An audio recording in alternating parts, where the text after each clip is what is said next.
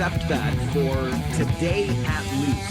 Can I actually be the working man, if only for a day? I know you give me the flack all the time, and I deserve it. Farwell, what do you really do? You sit there on your fat little derriere and you talk for 4 hours every day. True story. But if I'm checking in from 8 hours north of Waterloo region just to be on the show with you today, do I get, at least for today, the classification of a working man? I hope so. But it's up to you, as always. And you know, the minute we begin this show every day, our phone lines are open to you. I mean, they will be open as soon as Jen back at the boardwalk in Kitchener hits that button to unblock the phone lines. I can see the screen. There it is. Look at how this works. Just like that. We can do things from far away. 519-570-2545, star 570, and 1-800-570-5715. I will admit to you again that this is not a difficult job. I am sitting here on my fat little derriere in a different place. It's a makeshift studio, I suppose. The hotel room here in Sault Ste. Marie will serve as the studio for today. And recording in progress. Did I work yesterday? I think that would be a bit of a stretch, although let me just take you in behind the scenes a little bit. Couldn't be on the air with you, and I got all the messages. I responded to, I think, all of them. My apologies for any confusion. You did hear, I think it was Friday's show yesterday. We're talking about All Request Friday. We're having the Friday 4 roundtable, and you were wondering, Farwell, are you okay? Is something wrong technically? Why am I hearing Friday's show? Because yesterday I spent my entire day on a bus. And I mean, literally the entire day. We left Kitchener around 10:30 yesterday morning, started our way north. We take a little break along the way, about halfway, a little more than halfway up to the Soo, and grab a bite to eat in Sudbury, and then we continue the rest of our trip. But let me tell you, yesterday's weather on the road north, not exactly perfect. We hit some snowy conditions before we got to Sudbury, some really slow roads. Finally got to Sudbury about an hour later than we thought we would. Had a nice bite to eat. If you're ever there, check out the Apollo. Great little Greek restaurant. Good connections to the coaching staff here with the Rangers. We've been going there for a couple of years, and it's a great place full of warm hospitality if you're ever up this way. And when you're in Sudbury, something warm is nice. And then we finished the trip into the Soo, again, leaving Sudbury, a little bit of snow. But by the time we got up here, overall, I would say things not too bad. And you can check out the usual social media channels, our Facebook page, facebook.com/The Mike Farwell Show, and on Instagram at Farwell_WR, same for X at Farwell_WR. Shot the video for today's show preview outdoors because, as much as I hate to break it to you, it's actually nicer here than it is there. I'm sorry for what you're going through. And would somebody please take an extra shovel to my place and help out my beloved? Because I'm here sitting on my fat little derriere while she's doing all the work back home. Let's get to the phones as we start the show this Wednesday morning. Doug is with us. Good morning, Douglas. Oh, I am not hearing Doug. Maybe Jen can do something about that back in the studio because I'm not getting the sound of that phone call. Doug, are you with me, buddy? I cannot hear Doug. Okay, so we'll put Doug back on hold. Jen's going to figure this out. I know she will because she's an expert that way.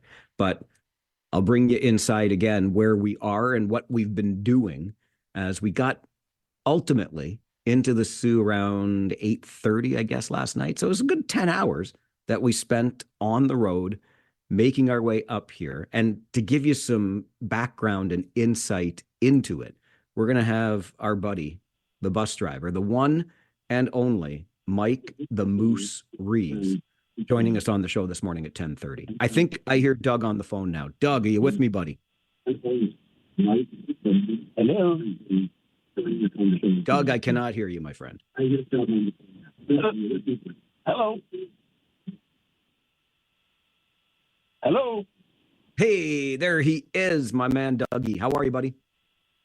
Well, I asked if you saw my comment on your post last night. I called you Farwell instead of Mike. I said I had a bone I missed to pick. it. You got a bone to pick with me? Yeah. I'm absolutely flabbergasted that somebody was so fanatical about Die Hard. Wait a minute. What are you talking about? Hang back the truck up, Doug. You bring me up to speed here. What on earth are you going on about?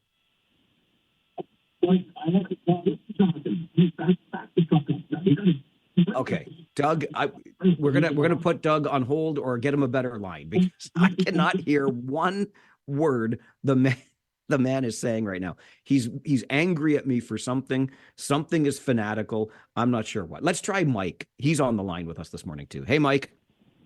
Hey, Mike. Can you hear me? I sure can, bud. I was away for a few days, and I was saddened to learn about Paul Robertson, Preston Paul. Did he have a Farwell Force number by chance? He certainly did. He is number 3 on the official list of Farwell's Force members. I think that number should be retired in his honor, Mike. That's what I think should be done with that number. No one should be able to have number 3 because that should be held for retired for Paul. And that's my thoughts, sir. All right, Mike. Appreciate the call today. Thanks very much for weighing in. Paul from Preston, not to be confused with Preston Paul, who's newer to our show, but Paul from Preston is number 3 and will forever remain number 3 on our official list of Farwell's Force members. I think Mike, who just called in, he's 35, 37. I'm going off the top of my head because I don't have my list with me. I'm on the road, don't you know?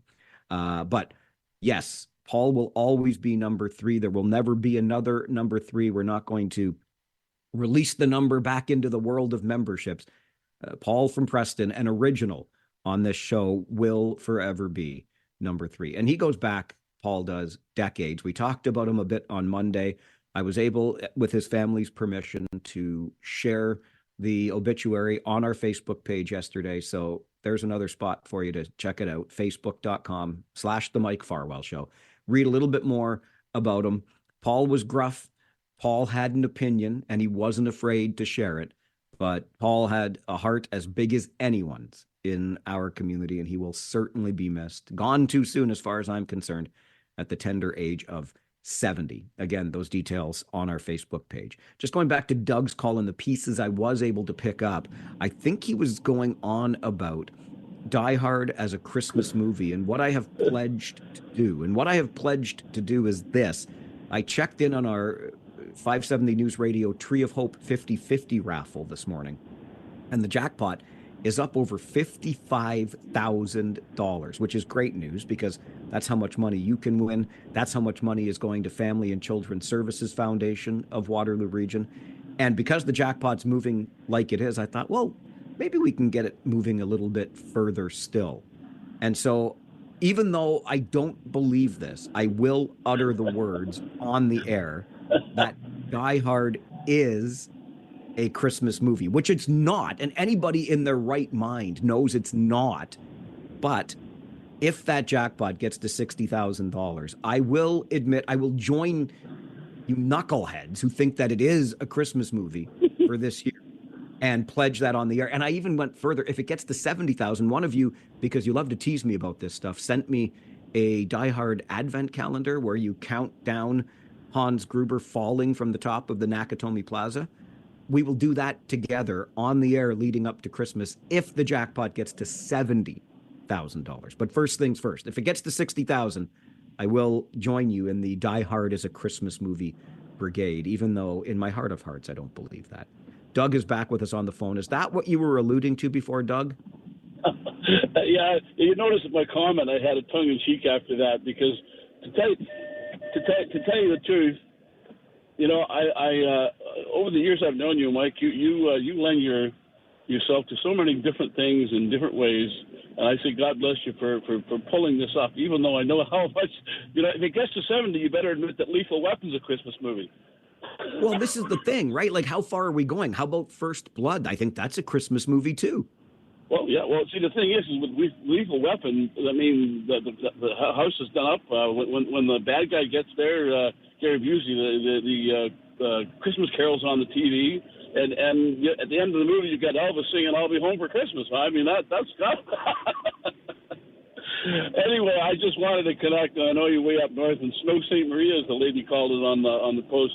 But God bless you for doing this, Mike, because it's going to help people, and I think you really have done yourself proud. Thank you, Doug. I really appreciate it. It's great to hear from you today. And listen, I always remember a line, curiously enough, from Rocky 3. Can you forgive me for making this connection? First of all, as a child of the 1970s and my formative years being in the 80s, every pop culture reference, almost every pop culture reference, will go back to the 1980s. And I love me some Sylvester Stallone and the Rocky franchise. And in Rocky 3, Rocky was going to fight Thunderlips, the great wrestler played by Hulk Hogan, right? And Mickey, Rocky's trainer, was giving him a hard time, saying, "What are you doing? Nobody would do this much for charity." And Rocky answered, "Bob Hope would." And Mickey said, "Yeah, you're right. Bob Hope would." So listen, if Bob Hope or if Sylvester Stallone, aka Rocky Balboa, can fight Thunderlips, the ultimate male, in 1983, I think that's when Rocky 3 came out, I can easily try to do my part. It's not as hard as fighting Thunderlips to help raise that jackpot, because that is the important thing to remember. I love thinking about the opportunity for you to win $55,000 and counting. But more importantly, this is $55,000 and counting that will support Family and Children's Services of Waterloo Region, right? And that's what it's all about. So get your tickets right now, facs5050.com. F for family, A for and, C for children's, S for services. I do this every time. facs5050.com. You can get 5 chances in the draw for as little as $10, and it goes up from there. Every ticket you purchase gives you a chance to win and helps support families in our community this holiday season. There's another incentive too, over and above making me admit to something that will pain me to admit, and that is this Friday morning and our next early bird draw. How about some Christmas cash? How about $2,500 in Christmas cash from Hefner Lexus Toyota? That's right. Friday morning at 8, we will draw for $2,500 in cash from Hefner Lexus Toyota. And you can win that on Friday morning, and you're still in for the overall jackpot of $55,000 plus and climbing. And if that jackpot gets to $60,000, yes, I will admit that not only is there a Santa Claus, which I already know, but that Die Hard, some way, somehow, is a Christmas movie. FACS5050.com. All right, let's get to your Farwell Show 5 for this Wednesday morning. 1, 2, 3, 4, 5, 6, 7, 8, 9, 10. I love how the counting song takes us to 10, but I stop at 5. I've got a limit here. I've got contractual obligations to do just 5 things in your Farwell Show 5 every morning, okay? Number 1, so how do you like winter so far? Yeah, that's right. It's not even winter yet on the calendar. We're still about a week and a half away, but another wallop of the white stuff has all school transportation canceled today. Schools are open, but buses and taxis, well, they ain't getting there. Area municipalities have also declared snow events. So don't be that guy, okay? Or that girl who parks on the street today, because you're just going to get in the way of the plows doing their important work. So please don't do that. For a full list of cancellations today, just visit our website at kitchener.citynews.ca. Number 2, thousands of holiday trips have been saved as a pilot's strike has been averted at Air Transat just hours before it was set to begin. The main issue Transat passengers are facing today is actually getting to the airport in the snow. Number 3 on your Farwell Show 5 this morning, a new poll suggests half of Canadians support building a new bitumen pipeline between Alberta and BC. The Leger poll suggests support is particularly strong in Alberta and among men, older Canadians, and conservative voters. The Alberta and federal governments signed a memorandum of understanding last month that sets out an agreement to work toward the approval of a pipeline project. The poll asked more than 1,500 Canadians earlier this month about the project, with 50% in favor and 17% opposed. Number 4, you are invited to enjoy an evening of Christmas music this Sunday at All Saints Anglican Church on Northfield Drive in Waterloo. Our friend Ian Graham, who is a regular caller to this show, will be performing with some of his friends on Sunday night, and all they ask is that you bring a donation to the food bank. So the concert starts at 7 Sunday night, All Saints Anglican Church in Waterloo. That's on Northfield Drive by Westmount.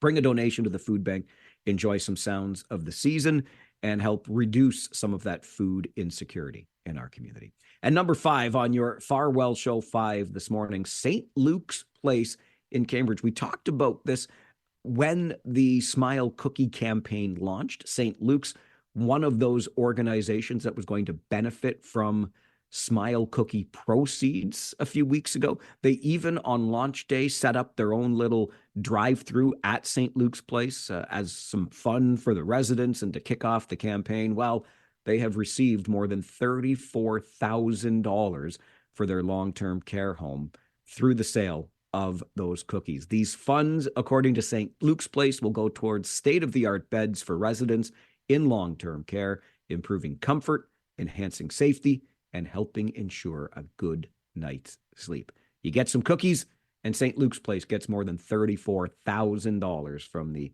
Smile Cookie campaign back in mid-November. And that is your Farwell Show 5 for this Wednesday morning. We'll take a quick break. When we come back, what about these snow events anyway? Do we really need snow events?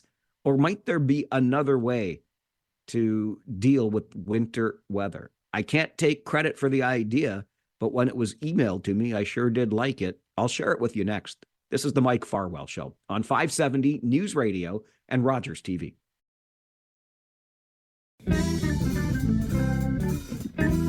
I almost hate to break this to you, but the sun is coming out here in the Soo.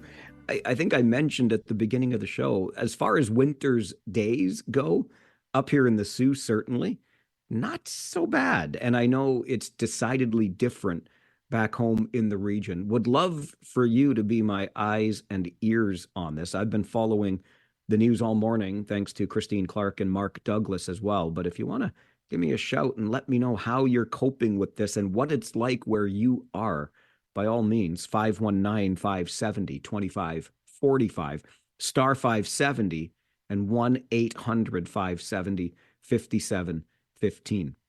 I was outside for a bit this morning. There is more snow here in the Soo than we have back home, but there is no snowstorm here today, and we're going to get up to a high of -4, which as far as Sault Ste. Marie is concerned, that's pretty darn okay for this time of year. I was downstairs in the lobby of the hotel getting ready for the show today. They've got a coffee shop right in the hotel, so I didn't have to go anywhere. And this place just, it fascinates me. The number of conferences that are happening. You can tell that the business conferences are taking place here. I ran into the general manager of the Sault Ste. Marie Greyhounds. We had a little chat before the game tonight. He's heading over to the rink. We'll get over there a little bit later. And yes, you will have Rangers and Greyhounds right here on 570 News Radio starting at 6:30 tonight. Josh Piercy and I will have the Harris Law pregame show for you, and then all of the action tonight from the Soo. Should be a great game, but that's for later.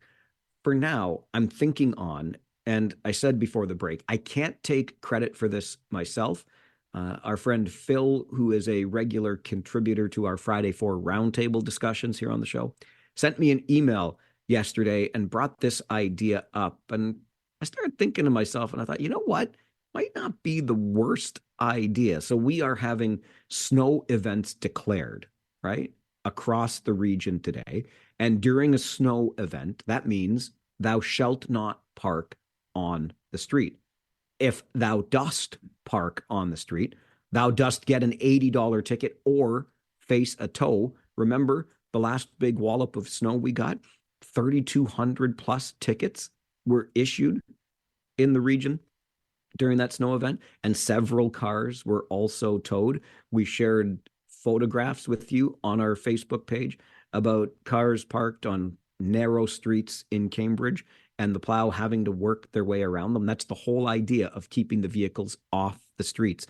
But Phil had an interesting idea. Rather than have this sort of yo-yo back and forth approach to winter parking and how we deal with the roads, what if we just followed the lead of other municipalities, including our townships? I'm pretty sure Woolwich is one of them, whereby parking is not allowed on the road all winter long.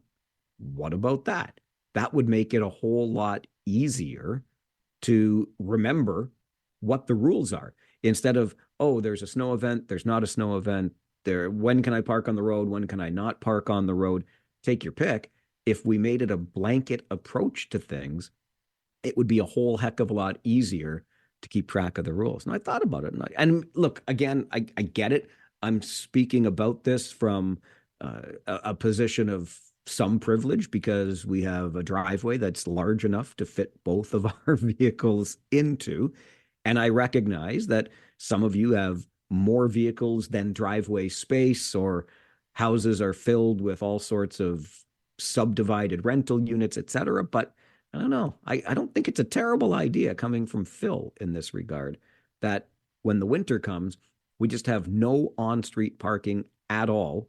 So we don't have to worry about, can I have my car out? Did I miss the snow event? Whatever the case may be. And it's a blanket rule that applies from, say, the beginning of December until the beginning of March. Could help us, avoid some of these problems we get when snow events are declared. Bottom line, there is a snow event today. So even if on-street parking is usually allowed, it is not allowed today. You are subject to that expensive ticket and or that tow.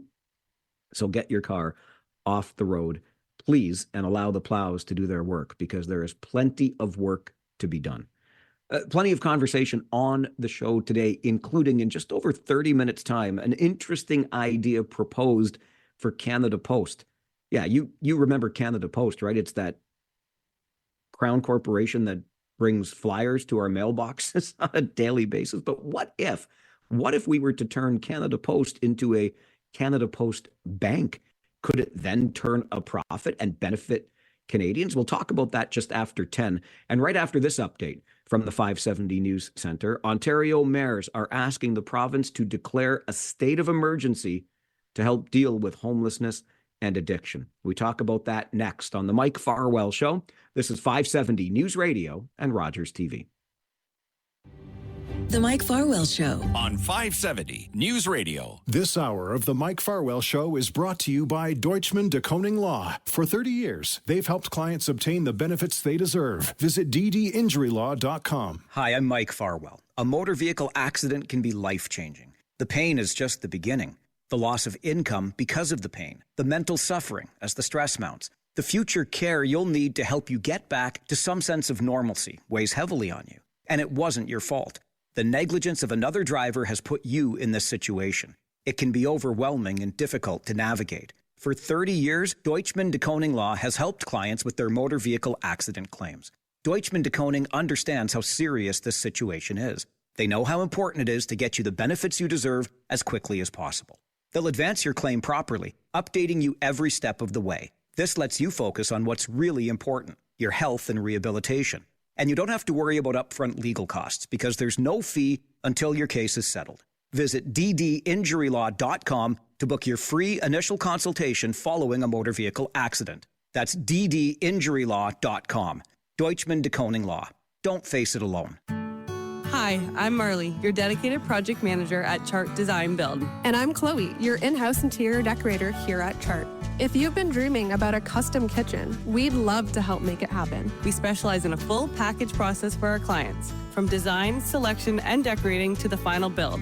Our team handles every detail. Chart has been designing and building beautiful spaces for over 45 years, and our 5-year warranty means you can love your kitchen for years to come. Let us help design your dream kitchen today.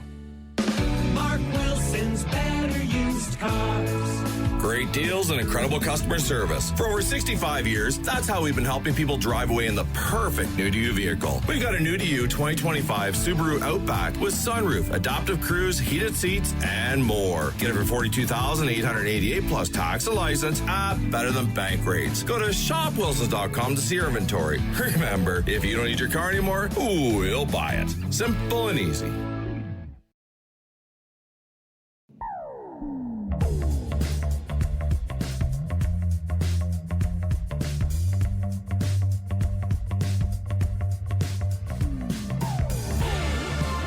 It is not a stretch at all to say that we are in the midst of a homelessness crisis in our community, clear across the province, and probably clear across the country. You need, in our community, look no further than the large encampment that has been in place for many years now at the corner of Weber and Victoria Street in Kitchener, right across from our train station. And the region continues to try to find a way to clear that encampment so it can get to work on an important piece of infrastructure in the region. But there's no question this is a full-blown crisis. And the question is always asked, what do we do about it, as our region and other municipalities say, we don't have the resources to adequately deal with this. Marianne Mead Ward is the mayor of Burlington and also the chair of the Ontario Big City Mayors Caucus and joins us for a conversation. Mayor Mead Ward, good morning. Good morning. You and our other big city mayors have issued a request to the province to declare a state of emergency to address this homelessness problem, coupled with the addiction issues that are often present when homelessness exists. What's the driving force behind this request to declare a state of emergency? Well, as you know, this is a crisis. It's a humanitarian crisis across the province and indeed across the country. And declaring a state of emergency really, it does a couple of things. It focuses the mind and the attention on the fact that it is an emergency, it is a crisis, and we hope that it will unlock additional resources and a plan. There is a huge sense of urgency here, and that's what declaring an emergency can also give you. That, we launched our Solve the Crisis plan over a year ago, asking a number of things of the government to help us deal with what is happening on our streets across the province. We've made some progress with the Heart Hub funding that the province has announced. However, it is sorely inadequate to meet the growing need. Not every municipality has them, and even those that do, the number of beds in each is insufficient, even in those communities. So we need additional resources and help, and we need a plan.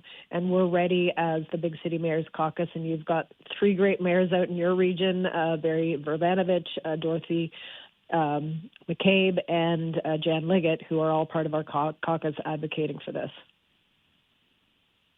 What are municipalities facing today? Have we been able to quantify what municipalities have poured into this crisis to date? It is massive. So the price tag so far is about $4 billion, and municipalities have contributed over half of that. It is staggering, and it is everything from the supportive housing, mental health, addictions treatment that you would find at regional centers, but also at a very localized level. Our bylaw, our roads and parks and forestry, in many cases, police units that have mental health and addictions workers as part of them that go and visit folks to offer services. All of that is a significant cost that is borne exclusively by the municipality. And in a larger sense, jails and emergency rooms in our hospitals are stand-ins for shelters. And it is probably the most costly, inefficient, reactive way to deal with this. If we could invest those same amount or less dollars upfront dealing with the problem in the first place, it is certainly more humanitarian, but it also would save dollars that are being misdirected. Are dollars and cents the magic bullet here to solve this problem? Because I think there are so many layers to this from where I'm sitting, but you would probably know better. If we could wave the magic wand and have billions of dollars land in municipalities tomorrow, is that going to solve the problem? Absolutely. I mean, the solution to homelessness is housing. So certainly we need more housing. And the federal government also has a role to play here. They are starting to talk about co-op housing. It's something that was built decades ago. Governments, when they got out of incentives for rental and co-op, that market went away. And we now see a crisis in affordable housing. And they're now starting to talk about bringing that back. That is absolutely essential. But also the wait list for mental health treatment and addictions treatment across the country, but certainly in Ontario, is too long. So people who need and want to get help are unable to access it in a timely manner. And so you have this triple threat of homelessness, mental health, addictions that all, keep people trapped in this cycle. And so the funding needs to be there, and that is the solution to this, because if we direct the dollars up front to proactive addressing of this issue, we actually are able then to lift people out of homelessness, out of addictions, out of the mental health struggles, to the point where they can actually give back to the community, hold a job, become tax-paying citizens. So shifting the reactive model that we have now to something proactive it's better for the individual in that circumstance, but it's better for dollars and cents. One of the challenges that we have seen in our community, Mayor Mead Ward, is connecting people to appropriate, if you will, shelter, because many have said that they prefer the encampment that they have created because it gives a sense of community. They don't have the same rules there that they might face in a shelter. We've had local mayors say there are enough shelter spaces, but those spaces don't get filled because they don't fit the needs of that particular individual, just as an example. And I don't know how we tailor the approach to an individual approach. Like, is there a one-size-fits-all solution to this? Well, the stories are very real. People don't feel safe in some cases in the shelter system. And so I know that I can speak about Halton Region. We have tried to reduce barriers to entry. So some of the things that people were telling us were, I don't want to go to the men's shelter because my partner, girlfriend I'd be separated from her. She's off at the women's shelter, or I have a pet, which is very important for people's mental health. And, I don't have a place, my dog can't come with me, for example. So we're really trying hard to find a solution that would reduce those barriers. I can tell you I was in Calgary about a year ago for a Federation of Canadian Municipalities conference, and they have a series of different types of shelters, from sort of no barrier all the way up to yes, this is a gender specific, and there's certain rules, and everything in between. And so yes, there isn't one size fits all. There needs to be thought given to why people are choosing to live on the street when there's snow out and a snow emergency and double digits in the negatives, rather than go to a warm place. There's a reason for it. And if we understand that reason, we can start to ensure that shelter services are tailored to the needs of the people on the street. What is the relationship like currently with this provincial government? Any sense that this call will be heeded by our provincial government here in Ontario and the support will be coming? Well, I have to give credit where it's due, that the province has heard our call over the past year and has invested in Heart Hub funding. And the situation is just simply growing at a faster pace than the resources that have been provided. And the Association of Municipalities of Ontario estimates that the cost to actually address this is approaching $11 billion over 10 years. And so as much as the multi-millions of dollars that the province has invested is extremely welcome, it is insufficient. And if I can use an analogy, if somebody is hungry and says, can you give me a loaf of bread, and a loaf costs $1, and you give them 50 cents, well, it's welcome, but it's not getting the problem solved. And so we really do need to do this, and it is possible. I recently returned from a study tour in Helsinki, Finland, and they are the only country in the world to completely eliminate homelessness.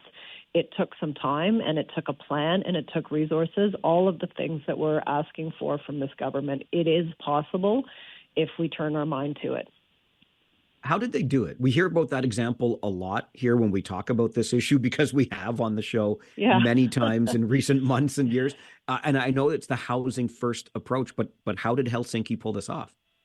Well, it started with housing, for sure, but it also started with understanding the different needs for housing. There are people living on the street, and I can give you an example right in Burlington. A couple both had jobs, but they could not find an apartment to rent that didn't take, all their income. And so they rented tent space in Bronte Creek Provincial Park. I don't know where that couple is now. But in the summer months, that's what they did. So we have an housing affordability crisis, and the co-op model is one of the best out there. Rent geared to income is another solution, where the price that you pay for your housing is tailored to the income that you have, and the government subsidizes the rest. And that would keep people in market housing. We could do that overnight and make sure that people don't end up homeless. And then, and that's what they did in Helsinki. They built a lot of subsidized government housing, but they mixed it in with market rate housing. So when you look at their developments, they don't look any different. People aren't sequestered by income or segregated by income. In one building, you can get deeply affordable housing with support services all the way up to full market. And they turned their mind, and they used a lot of government land to make it happen, which is, again, something that we're talking about, but only belatedly in this country. We're late to the table on this, but the solutions have been there and still exist for us to just pick up and do it. Mayor Mead Ward, I appreciate your time on the show today and your advocacy on this issue. Thank you very much for being here. Thanks for having me. Marianne Mead Ward is the mayor of Burlington, also the chair of Ontario's Big City Mayors Caucus. The call has been made to our provincial government to declare a state of emergency to help us address the issues of homelessness and addiction. And if we could wave that magic wand and plant that magical money tree that would tomorrow begin to grow the leaves that we could pluck of dollar bills, sorry, $5 bills, because we don't have dollar or $2 bills anymore, do we? But you know what I'm getting at. Then Mayor Mead Ward says, yes, that is going to solve the issue. The money is what is missing. I am loath, truly, to be so defeatist on this. And I have been in these similar conversations over the years, because trying to create individualized solutions for the 2,300 plus people who are currently struggling with homelessness in this community seems overwhelming to me. But maybe you know better than I do. That's why I like to engage in these conversations, and just look out your window today at what it is we are dealing with weather-wise, and then consider that there are hundreds of people in our community who are huddled inside a tent, in a doorway somewhere between buildings, trying to find some refuge from this wicked weather because they have no other place to be. Even when it comes to shelter spaces, they may have been there overnight, but around 7 or 8 or 9 o'clock in the morning, you get booted back out into the street, and you can't come back until 7 or 8 or 9 o'clock at night to find that space again. There's no question we have a complete lack of housing, affordable housing, etc. But those other supports that are necessary in all of this, supports for mental health and addiction issues, are virtually, well, they're not non-existent, but they are certainly inadequate. There are not enough of them. So where do we even begin the process to achieving what Mayor Mead Ward points out Helsinki, Finland has achieved? And that is the erasure, the ultimate eradication of homelessness.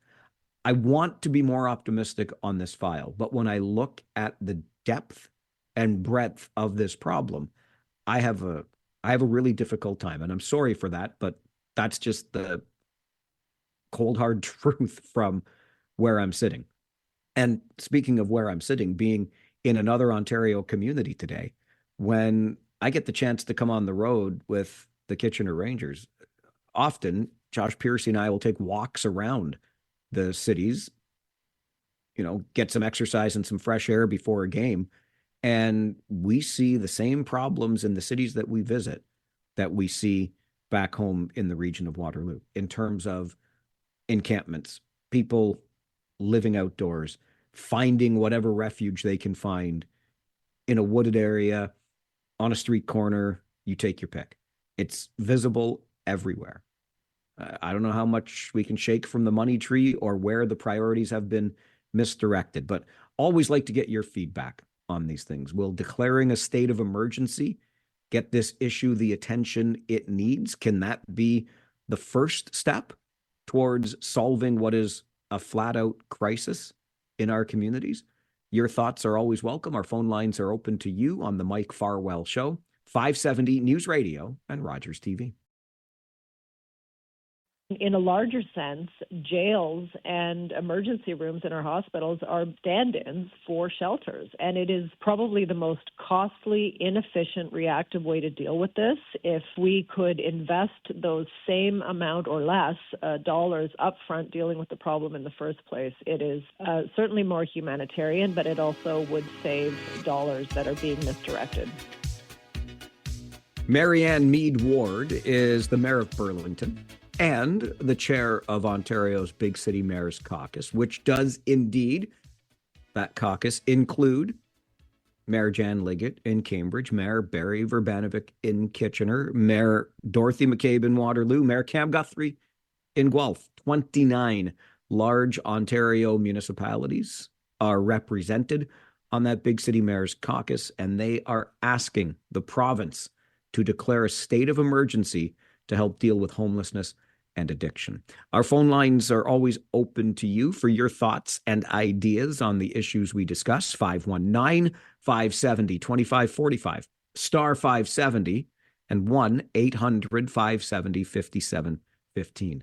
Marius is with us on the phone this morning. Good morning, Marius. Good morning, Mike. How are you? I'm good, thank you. How are you? Good. Good. Look, we've heard this before many times, and for sure there's people out there that have economic stresses that need help because they're homeless. I totally agree with that. But let me ask you something, and I'll ask your listeners, and they don't have to answer, and you're not going to like what I say, but have you ever stopped at a traffic light and you see a gentleman or a woman asking for help? You have. We all have. How come none of them are South Asians? How come none of them are Eastern Europeans?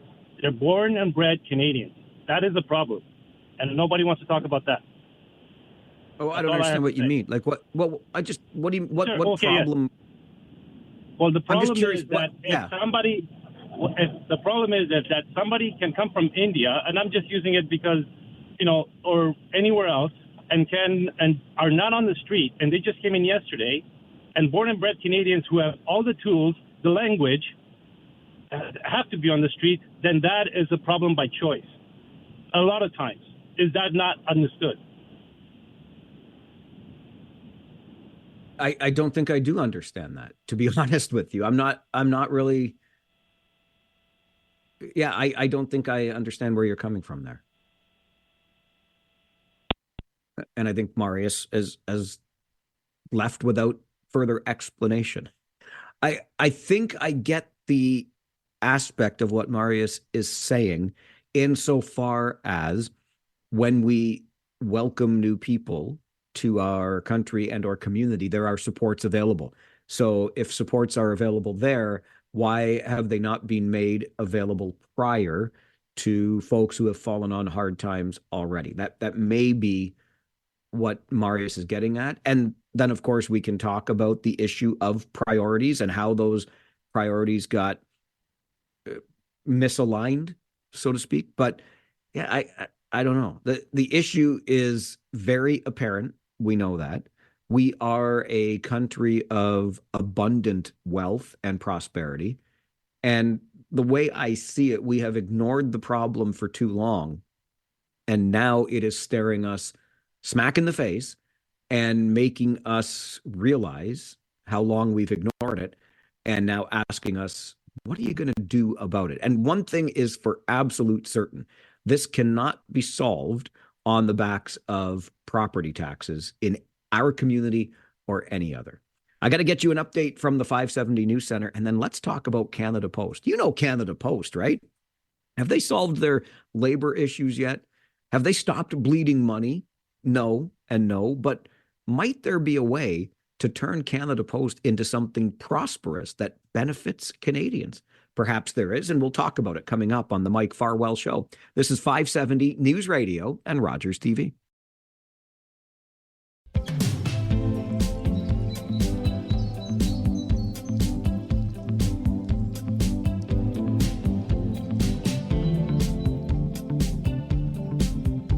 Again, I don't mean to rub it in, but things are looking up here in Sault Ste. Marie. Let me tell you, the sun is shining. It's a beautiful day.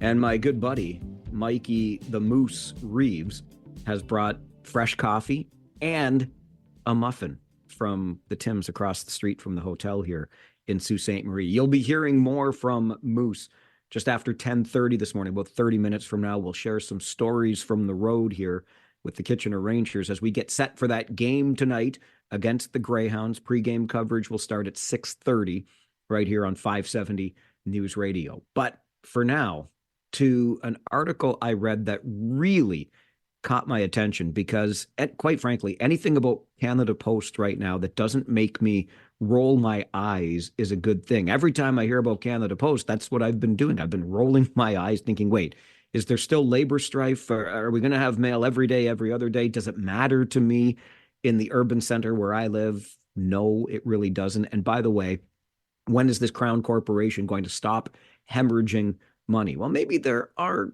options here. One that's been put forward by Simon Enoch, who's a senior researcher with the Canadian Centre for Policy Alternatives, and joins us this morning to talk about it. Simon, good morning. Hi, thanks for having me, Mike. Well, thanks very much for making the time. I was so interested in the report that you co-authored, trying to maybe look at alternatives for this mail delivery system from coast to coast. Listen, Canada Post, as we know, straight from the mouth of the CEO, is effectively insolvent. So could Canada Post survive in a different form, Simon? Well, absolutely. Certainly, if we look at the most financially successful post offices in the rest of the world, they got that way by diversifying their services to bring in new revenue. So you look at Japan Post, that has a financially successful real estate arm. Austria's provides mobile phone plans. Germany provides logistics services, and many others, most notably France and Italy, receive the majority of their revenues through banking services. Effectively, they're more of a bank now than a post office. They only receive about 13% of their revenue through mail and parcel delivery, and the vast majority comes from providing those banking services to citizens. Could Canada Post effectively transition to provide those same banking services? Yeah, there's no reason why it couldn't, right? I mean, you look at the sort of the sort of environment, banking environment we have in Canada right now. Canadian Tire has gone into banking services. Loblaws, through their President's Choice, have gone into banking services. So there's no reason why Canada Post wouldn't have the talent and the capabilities to do it. It could certainly draw on the talent pool from government. And if you look at, something like France's Postal Bank, it's relatively recent. It only started offering comprehensive banking services in 2006, so it's only 19 years old, and it's considered the third largest bank in France now. So, yeah, definitely doable. Just requires some investment and some political will. You have modeled what a Canada Post bank could look like and how it could perform. What are you seeing in that modeling? Well, certainly it requires about 2.5 to 3.5% of all customer deposits in Canada. So that's between about 1.5 million to about 3 million customers would be required for it to be financially successful, which is quite realistic. And in our most optimistic scenario, that would provide about $1.4 billion of net revenue to this Canada Post postal bank, which would significantly offset the current deficit and allow for additional investments. And when we've looked at surveys of public opinion, about 19% of Canadians say that they would consider switching to a Canadian postal bank, which is about a customer pool of about 6 million. So this is certainly realistic. The bank would be maybe bigger than a credit union, but nowhere near the size of the big five. It wouldn't have to be as profitable, and it could leverage its extensive post office system throughout rural and remote regions of the country to bring banking services to people that currently don't have them. As we go through what I would describe, Simon, as an ongoing saga with Canada Post, it just seems that, every next story is another one about ongoing labor strife, the incredible losses that the Crown Corporation is suffering, et cetera. Why have we been reluctant to transition or change in this way? I think that's a great question because, as I said, virtually every other post office in the developed world has recognized that, declining letter mail is just no longer the sort of model to provide the vast majority of revenues. There's really only two major post offices that still primarily rely on mail and parcel delivery, and that's us, Canada Post, and the U.S. Postal Service, which is also going through its own financial struggles right now. So this really, I think, has to fall in the lap of Canada Post management. Certainly, they must know how other post offices have reacted to the changing mail environment, and for some reason, they just have not made the investment or have not tried to convince the government that this is the direction they need to go in. What would a Canada Post bank look like? Would that be where we see outlets today that we can take our parcels? They would become essentially outlets that provide banking services for Canadians? Certainly, that's the way the Banque Postale in France has operated, where they sort of converted post offices to provide banking services as well. So yeah, you would just go to your local postal outlet and you would have the same full-run banking services that you would find in your local bank. Obviously, that would take some money and investment to convert, but those outlets already exist. So there's no need to buy new real estate or anything like that. Ultimately, if we were to go in this direction, what would the payoff be? Well, as I said, I think it would create a much more solvent Canada Post. But at the same time, it would, as I said, sort of bring banking services to underbanked and unbanked portions of the country, particularly in remote and rural Canada. But we could also give it a social mission, right? We could say, look, this bank is going to provide low-fee or no-fee banking to encourage people to come into the banking system that currently aren't. We could give it allow it to offer low-interest loans to communities or charities or things like that. So really, it's whatever we sort of imagine the bank to provide, we could do that. And so I think, it would really provide a lot of services to Canadians that they currently don't, they can't access in their communities. And you've estimated that this Canada Post Bank could generate about $1.4 billion in net revenue. So as opposed to hemorrhaging money and relying on government funding to remain afloat, instead, Canada Post Corporation or Canada Post Bank would return a net revenue. And then what would that be? Or what could that be used for? Yeah, exactly. It could be returned to the public purse and, used by the government however they see fit, as sometimes Crown corporations are used as kind of piggy banks. But also, it could be used to create additional investments to enhance and diversify services even more so. Austria's post office, starting in 2026, is going to offer mobile phone plans. And Italy already does. And it's, I think, the third largest mobile phone provider in the country. So really, as far as innovation goes and diversifying services, we could use that additional revenue to make sort of Canada Post a multi-service sort of provider where people can sort of drop in and access a whole host of services, including government services. So, how do we get there, Simon? What's standing in our way of doing something like this? Well, I think one of the problems is seeing Canada Post as having a spending problem rather than having a revenue problem.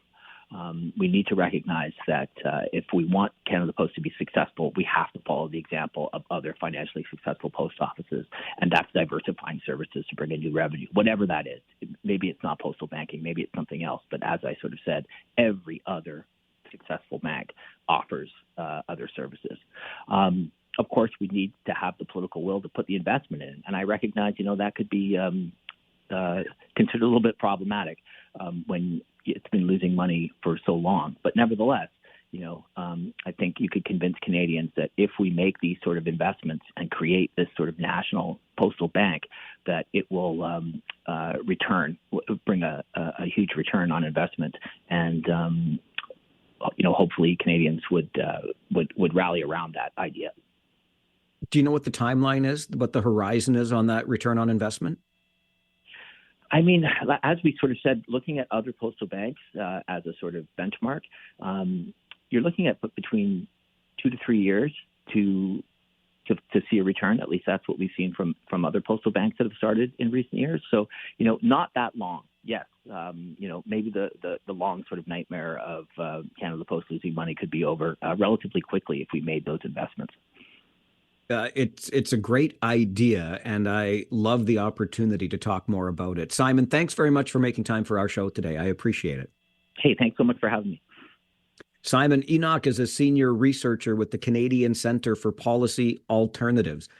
All of our conversations around Canada Post, and I don't know about you, but my eyes just glaze over every time I hear the Canada Post Corporation invoked, because we know the situation today, right? Absolutely hemorrhaging money. And all of our conversations to date have been around what we could do with the Canada Post business model as it exists today, continuing in the parcel delivery world, by way of example, to become a corporation, a crown corporation that does not lose money. Is that more of those community mailboxes, so you're not getting the door-to-door delivery?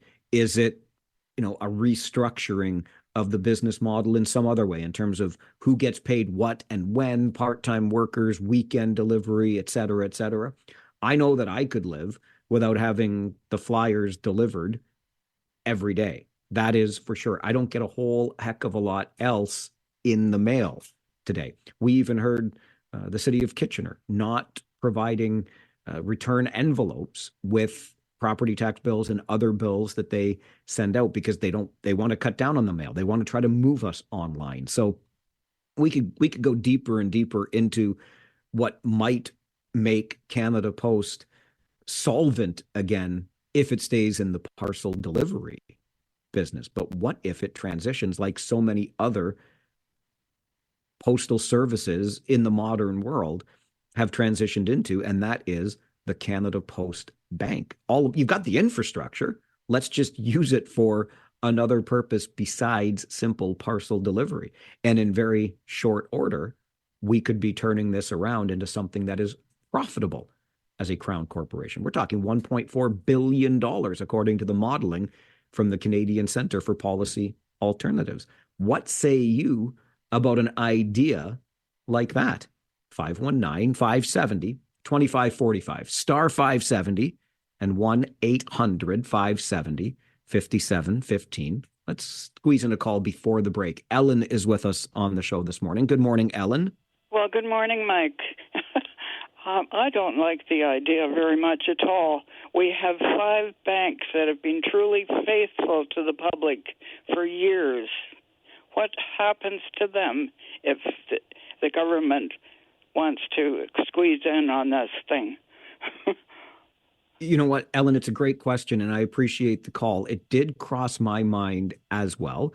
Does the federal government want to get into the business of banking alongside those other big banks? And let's not forget our excellent credit unions, including our friends at ECU, a division of WFCU Credit Union, and the services they provide to Canadians. But just think, certainly when it comes to those big banks today, we talk all the time about the profits that they make. Yes, they are providing and have for a long time provided those services to Canadians. But how many of those big banks operate in those smaller communities today, or how many have abandoned it and tried to move you to that online banking world, right? So now you think of those smaller outposts where a Canada Post office still exists, and it turns into a Canada Post bank.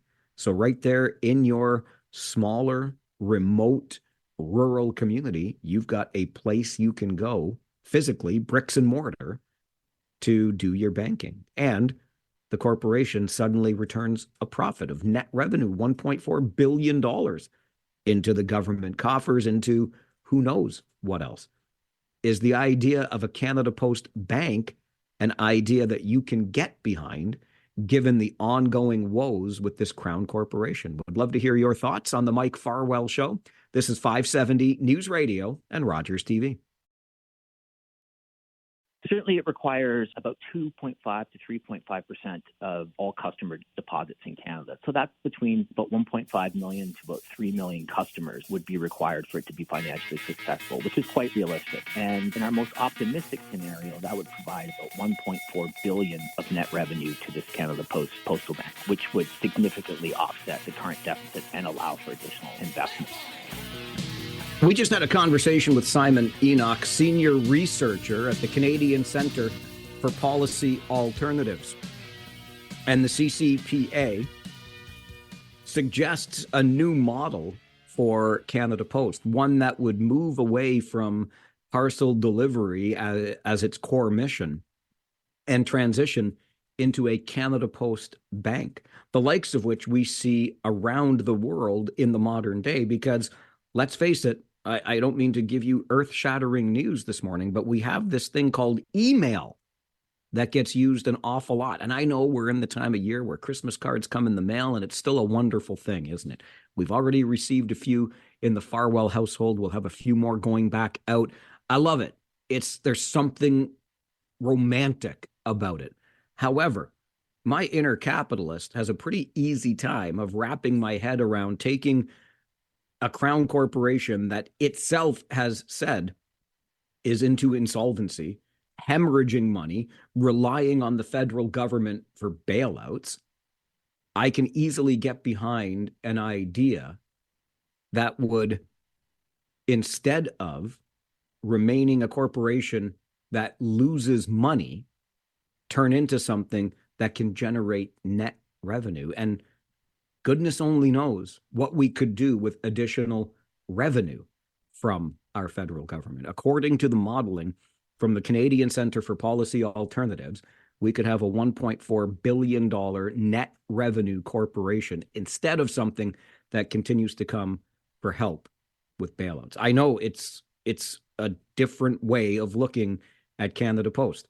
We've long just seen it as that mail and parcel delivery service.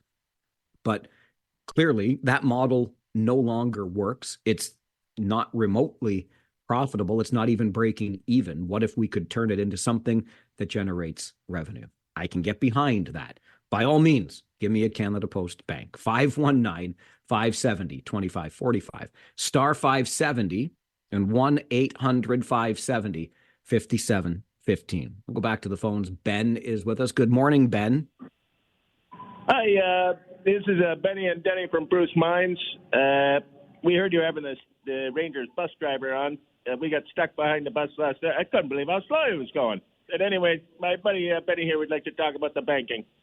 Yeah, with the banking and that $1.4 billion, maybe if they called up Brookfield, it'd be a lot quicker to get the money for us Canadians, and maybe they could spend it on something we could use instead of another bank. We got like 5 of those already. We need to talk to the Liberals and these lefties and get some good money in here for Canadians. Get Brookfield to pay their taxes. Benny and Denny, you are a couple of stone cold beauties. Love to hear from you on the show today. I can't believe, here's the thing. Appreciate the call, absolutely. I was on that bus yesterday. I don't know what you're talking about, it moving slow. We were flying along those highways. I thought for a minute there, if it wasn't for Moose at the wheel, holy Hannah, I don't know what would have happened. And Brookfield paying its taxes. Hey, how about this? Let me add this little twist to the story for you. What if we just had a prime minister who divested himself of all of those holdings within Brookfield, and then we wouldn't have to worry about anything related to that anymore? Getting Brookfield to pay its taxes here in Canada. Benny and Denny with some great ideas that come right out of left field today. I'm staying on the train of a Canada Post bank. If it's making 1.4 billion, I am taking it because, again, my inner capitalist can really get behind that. But Benny and Denny, I love what you're thinking, and I'm sorry you got slowed down behind that bus yesterday. What were you doing out there on the roads anyway? It was not fit for anyone except a highly skilled, highly qualified bus driver who is going to join us on the show next. I'll get you an update from the 570 News Center, and then the man himself, Mikey the Moose Reeves, will fill our ears with some tales from the road with the Kitchener Rangers. That's coming up as we're live from Sault Ste. Marie this morning on the Mike Farwell Show, 570 News Radio and Rogers TV.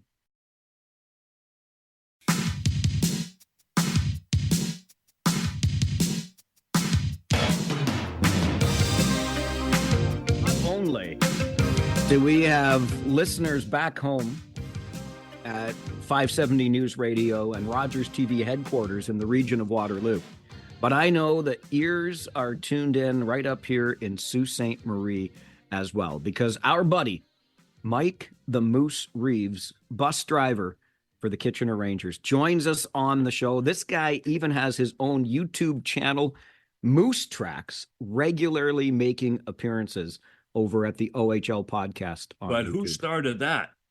Well, you did. No, well, you did. I don't. You suggested it. Anyway, before you start, yes, and hello to everybody out there.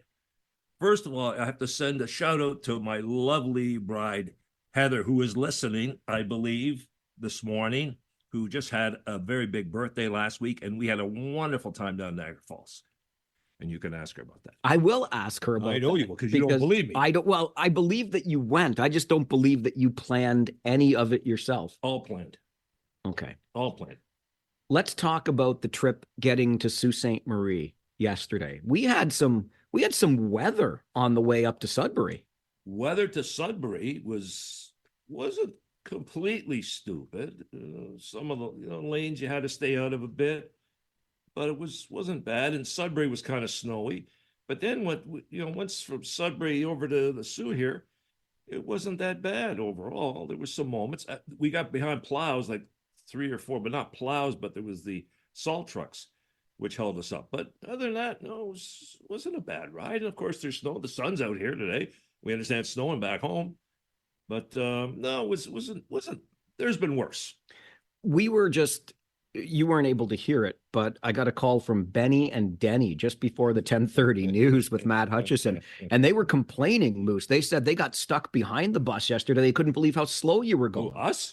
Yes. Well, I don't know what those dopes were doing. Okay. Sorry. But you can say dopes on the show. That's okay. I know, but I don't mean that against them. I don't know. Oh, trust me, Benny and Denny are dopes. When we were moving, we could move. Like if we were slow, it's because the salt truck was in front of us. Other than that, no, we were going. Okay, you said we have had worse. Let's talk about that. I mean, you've been now 9 years as the driver for the Rangers. This is 9. This is number 9. Number 9. Yeah. Okay, and anyway. And you and me, we have a tradition up here in Sault Ste. Marie. You broke it today. I know. Well, I didn't. I mean, I half broke it. So usually you and I get together over at the Station Mall, which is the mall right in between our hotel and the arena. And we sit down at Tim's. We have a coffee together. And I buy. That's not true. I will say once in a while you do. But in 9 years, I think I've probably picked up seven. But today, anyway, this station, beside the point. They work me to the bone around here. You know that. Oh, I know that. So that's today, why you make all the money at the station. Yeah. How much money? Most of it. Most of it, yeah. Okay. So I asked you if you would bring coffee, which you did, and a muffin to For all three of us. the studio here. For Josh over here. Josh Piercy's hanging out in the makeshift studio. Yeah. So do you remember the first time, like when we had this tradition began? Do you remember what the conversation was about? Probably be in the last year. That was about 5 years ago, and you told me that you were going to retire. Well, not retire, just not do this anymore. But it's funny because just related to that, on the way up, Danny, who was sitting beside me on the way up because he's got the equipment.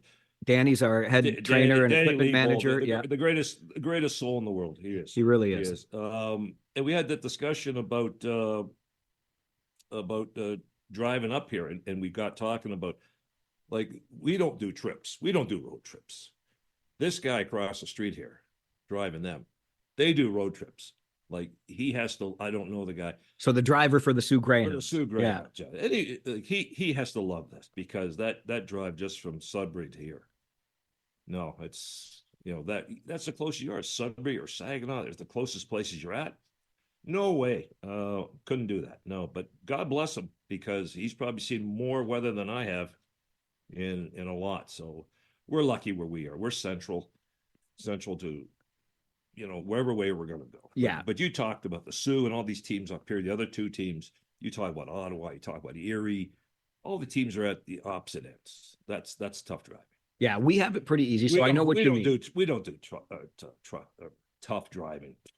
Yeah. But I will tell this story, and you will, because we're very transparent on this show, Mikey. Okay. Yesterday, when we got here, the tradition, along with our usual game day coffee at Tim's, when we get to the Sioux, we love this hotel that we get to stay at. Love it. There's a coffee shop in here. There's a great bar in here. And we usually enjoy an adult beverage to relax after a long trip. Yep.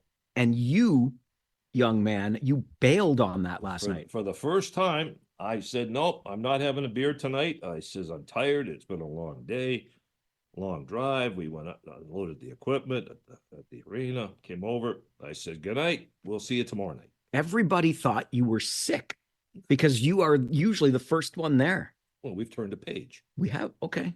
So does that mean when we get to Flint on Thursday, you're going to have that page turned too?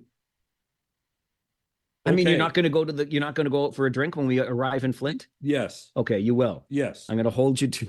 I'm going to hold you to that. We're going to, what's that place called? Churchill's. Churchill's. They got quotes from Winston Churchill all over the wall. Yep. Yeah. Yes, we're going there. Okay. You mentioned before that as bad as it was yesterday, it wasn't really too bad. We've had worse. What do you remember as our worst drive, or your worst drive as the Rangers bus driver? Probably the Owen Sound. Oh my gosh. Probably the Owen Sound trip coming back down.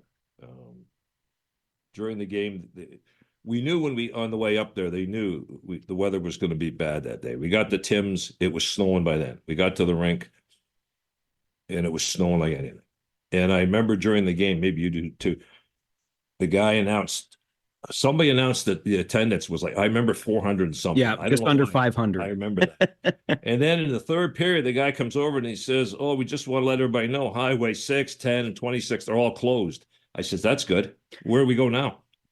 So we got together with the coaches after the game, figured this out, figured that out. Some kids were going to stay at one of the parents' places. We were going to put a couple of kids in a hotel, blah, blah, blah. We went out, drive around. Barriers were up, going out 6. Came back around again. They were gone. Went back and got the coaches and that. We got back to the arena. In 10 minutes, that bus was loaded. Like, it was quick. And we got up, and it's usually a 2-hour ride. I think it was like 4 or so. 4.5 hours to go back down. Snow plows, that was it. We were the only ones on them. Do you think, I've thought back on that night often. I'm glad that we got home, because I don't even want to imagine where I would have ended up having to sleep. Yeah. But do you think somebody removed that barrier of road closed? Well, I don't think it was the police. I'm hoping city people from Owen Sound did. I don't know about that. But it was there the first time I looked, and then it came back again, and it wasn't there. So somebody moved it. So how do you, as the driver of that bus, with all of that precious cargo, you've got 35 lives in your hands. How do you navigate a road that you can I don't know how you could see the road versus the ditch. You couldn't see it. You just sort of look for some tracks, hopefully. Keep an eye on the GPS for a bend, because we had a few moments where there were whiteouts for 5 seconds or so. There was a few moments of that. Yeah. But you go slow. That's it. And we did, and we made it. We're still here to talk about it. Slow. Share the story. That was probably the worst one. Last year was no fun in Ottawa. Oh my gosh, you were fired up in Ottawa. That was you don't think they know how to plow the snow in the nation's capital? They're allergic to plowing in Ottawa. I don't know what's with that city. But yeah, it was brutal there. And after those two, coming up here, of course, is the same. I've never had a problem on that Erie trip across 90. I've heard about it, never had it. And then when we're going tomorrow, down 75, we'll see what happens. And yeah. How did you end up doing this job? Simple. I guess Great Canadian Coaches have been doing it for more than 20 years. They have, because I saw in a video there when they went to the Memorial Cup 03. Yep. And they were doing it. Anyway, at the time when I got this, they were also doing the Guelph Storm. And they had nobody to do either one of them. And I applied, and they gave me I remember they actually gave me a schedule for that season for both teams. And I had no idea. I look at it and looked at it. I don't know why. And it says the Kitchener one just looked, I don't know why. That schedule looks better. I don't know why. And that's how we got it. And here we are 9 years later. So, and like, not being one of the guys like, who's been here forever and ever. You talk to some of these other drivers, which I have talked to, and Kingston. I don't know the gentleman's name. He's over 30 years. Of course, guy in London, Adrian. Met him for the first time last year. He's a long time. But no, it's, as you know, and I don't need to tell you this, the kids are great. The team is great. It's a lot of fun. It's just, time's moving on. So time's moving on. 9 years you've been doing this, yeah. But as a professional driver, you've got a long history. Before you were driving a bus, you were driving a truck. For 35 years. Yeah. And I didn't start doing this bus thing until I was 60. So, and I've been doing this for 12 years now, almost 13 really, driving bus, and 10 years at Great Canadian, who have new owners, by the way. Yeah, and I've been treated very well at Great Canadian. And as all the locals know, they know Great Canadian, I hope. Absolutely. We're twinned with somewhat with Union Brothers with GRT, River Transit. So yeah. Long-standing local company, even though it's in new hands, they're continuing the local presence in our fine city. Yeah. Our past owner, Larry and Lorna Hunt, decided to move on. I think there's minority ownership, so I'm told. And hopefully next week we're going to meet the new guy.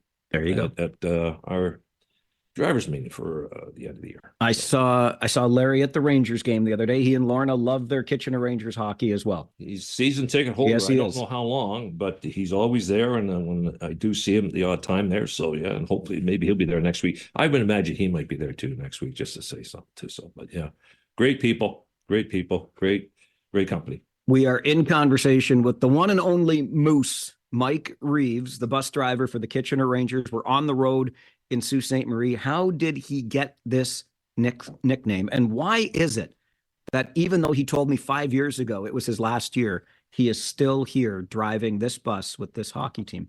We'll continue the conversation here on the Mike Farwell Show this morning. This is 570 News Radio and Rogers TV.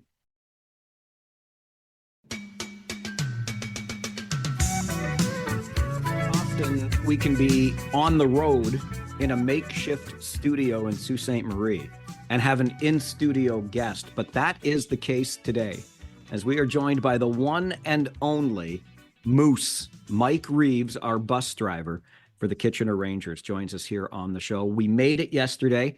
It was slow in spots, and Mike was so worn out. It was about 10 hours on the road that he declined the post-drive beverage, which is never happened before in all of his 9 years, but yesterday was the exception. Mike, how did you end up with the nickname Moose? Well, everyone's heard the story, and thanks to you, you've probably told it a million times, and they don't want to hear it, so we'll tell it one more time. Year one, and it was early in the year. It was in November, late November. When we used to do North Bay, come here, go back to Sudbury. We left North Bay Thursday night, headed across Highway 17, and somewhere across the way, Sturgeon Falls. Come on. Danny be disappointed if I don't know that one. He was just telling you yesterday. I know he's always telling me about Sturgeon Falls. And right around Sturgeon Falls, all of us, and Danny at that time, he would sit right behind me, I recall. And the head coach was Mr. McKee at the time, was sitting across the row. The head coach, as usually said, until you see, of course, he sits behind me now for some reason. Anyway, Danny was sitting behind me, and we were going along, and all of a sudden, maybe a split second before I saw something, he yelled out, and then I saw it, and there was two of them come beside each other, coming across, not straight across, but on an angle. They were just wandering across the road, and I saw them hit the brakes. The coolers came flying up. I remember that on the floor, looking for somewhere to go. No one was coming the other way. And got closer. I remember blowing the horn at them. And it was like a cartoon, because just as I got close to them, I remember them both turned around to look at me. And I said, where am I going to go? And one of them went to the left. The one to the right went to the right. I thought we were going to hit the one on the right. We missed them. And that was the end of that. And I think about 20 minutes later, I think a fox ran across the road too, but not close. But, but it was... and ever since, and I'll give you a plug there, I don't know, and a lot of you guys will know, the deer whistles have been on the bus ever since, and nothing else has happened. We've seen them on the side of the road, so maybe they're whistling at them to stay there, but no one else has run out in front of me in the last number of years. So those coolers are full of water and Gatorade for the boys, and when they came flying down the aisle of that bus and everything was spilling everywhere, I thought from my seat that we were into the woods somewhere, scratching against branches. That's what I thought, because I just heard the commotion up front. But over the years, Moosey, this story has been told. And at times there were more than two moose. I don't know how many were there. Everybody says that, especially Mr. Liebold. I think he exaggerates the story, and he was sitting right there. No, there was two of them. Before you were moose, you were bear. I was bear. Yes, I was another one. Yes, before I got involved with driving bus, I coached minor football for 21 years, which I love to do, which I would love to go back to do. But let's see. And that's where the bear name, because after my first year of coaching back in 1994, the guy I was coaching with, we weren't talking all winter, and he said, "Oh, you've been in hibernation, you're a bear." And that's stuck, and that's where it's. Even some of my things are still on that with bear. So yeah, the bear thing is still there. You and we talked about this tradition that we have here in Sault Ste. Marie to have a coffee at Tim's in the mall on this morning. And today you brought the coffee to the studio, which is great. So we could be on the air together in our fancy studio here. But all those years ago when we started this, you wanted to have a chat with me because it was going to be your last year. And there have been more last years for you along the way, including when you got to read out the starting lineup, because everybody thought you were done. That was like not last year, the year before. Why? We were when we were in Erie. I think it was Erie. It was in Erie. Erie, and then I remember we were in the media room, and Jeff came in. Was Jeff? And he came in and says, "Yeah, you want to do this? Sure, okay." Why do you stick around? What keeps you going with this job and this hockey team? Well, as you said here a while ago, the hockey team is they're the great organization, great people, great kids. I get treated well, and I hang out with guys like you, and it's hard to give up. I keep getting closer. I think, 72 now, and we'll see. Mind you, I just had to do my license again, so it's good for a while, but I don't think I'll be doing it that long. Next 5 years. We'll see. Right now, we're not saying that. We're going year to year.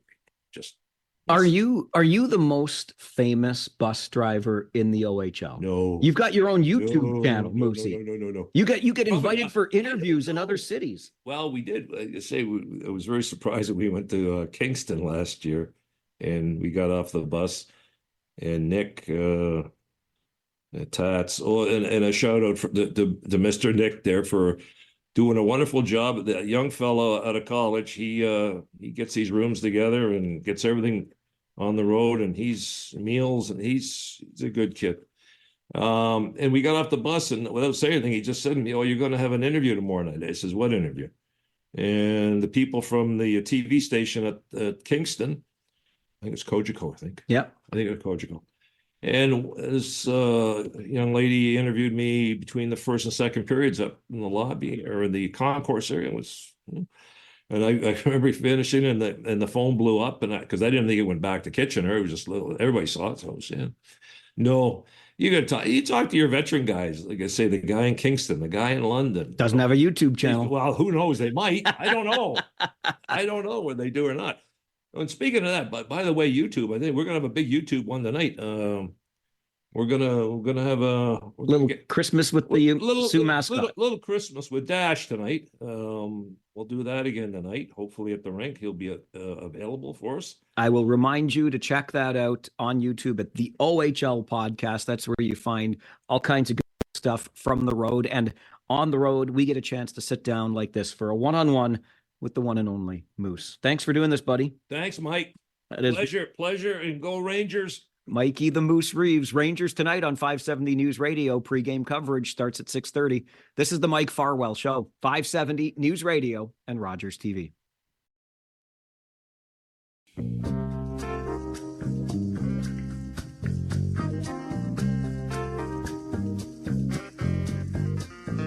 Well, I guess it's not just the holiday season, but also the season for political resignations. And we have a tale of two resignations if we consider federal cabinet minister Stephen Guilbeault and his resignation, and then one that you may not have heard as much about because it's British Columbia politics, but BC Conservative leader John Rustad also resigning from his role as leader of the BC Conservatives. John Malloy joins the show. He's a former Liberal MPP and cabinet minister, now the director of the Center for Public Ethics at Martin Luther University College in Waterloo. John, good morning. Good morning, Mike.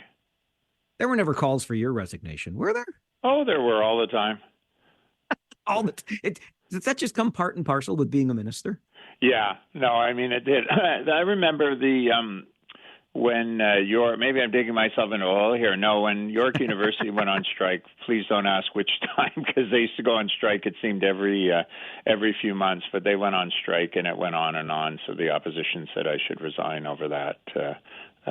Yeah, I mean, it's a trick that the opposition have, is just calling for the minister to resign. So it happens. And it comes with the territory. Yeah. Oh, yeah, it does. And so I feel like we have a contrast in resignations between Stephen Guilbeault and John Rustad in British Columbia. What do you make of what we have seen from both of those politicians? Sure. I mean, it's interesting that it happened so close together. Stephen Guilbeault, whether you agree with him or not, I think took a very honorable route. He said, I can no longer be a member of cabinet, because to be a member of cabinet, I need to openly support the government's policies. And when it comes to the pipeline deal with Alberta, I cannot support it. So I'm going to go sit on the back benches. That's actually what a cabinet minister is supposed to do when confronted with an issue of principle where they can no longer support the government. That doesn't mean that or support the government's position, I should say. That doesn't mean he's not a liberal, he's not going to vote with the government, but he cannot be a member of cabinet.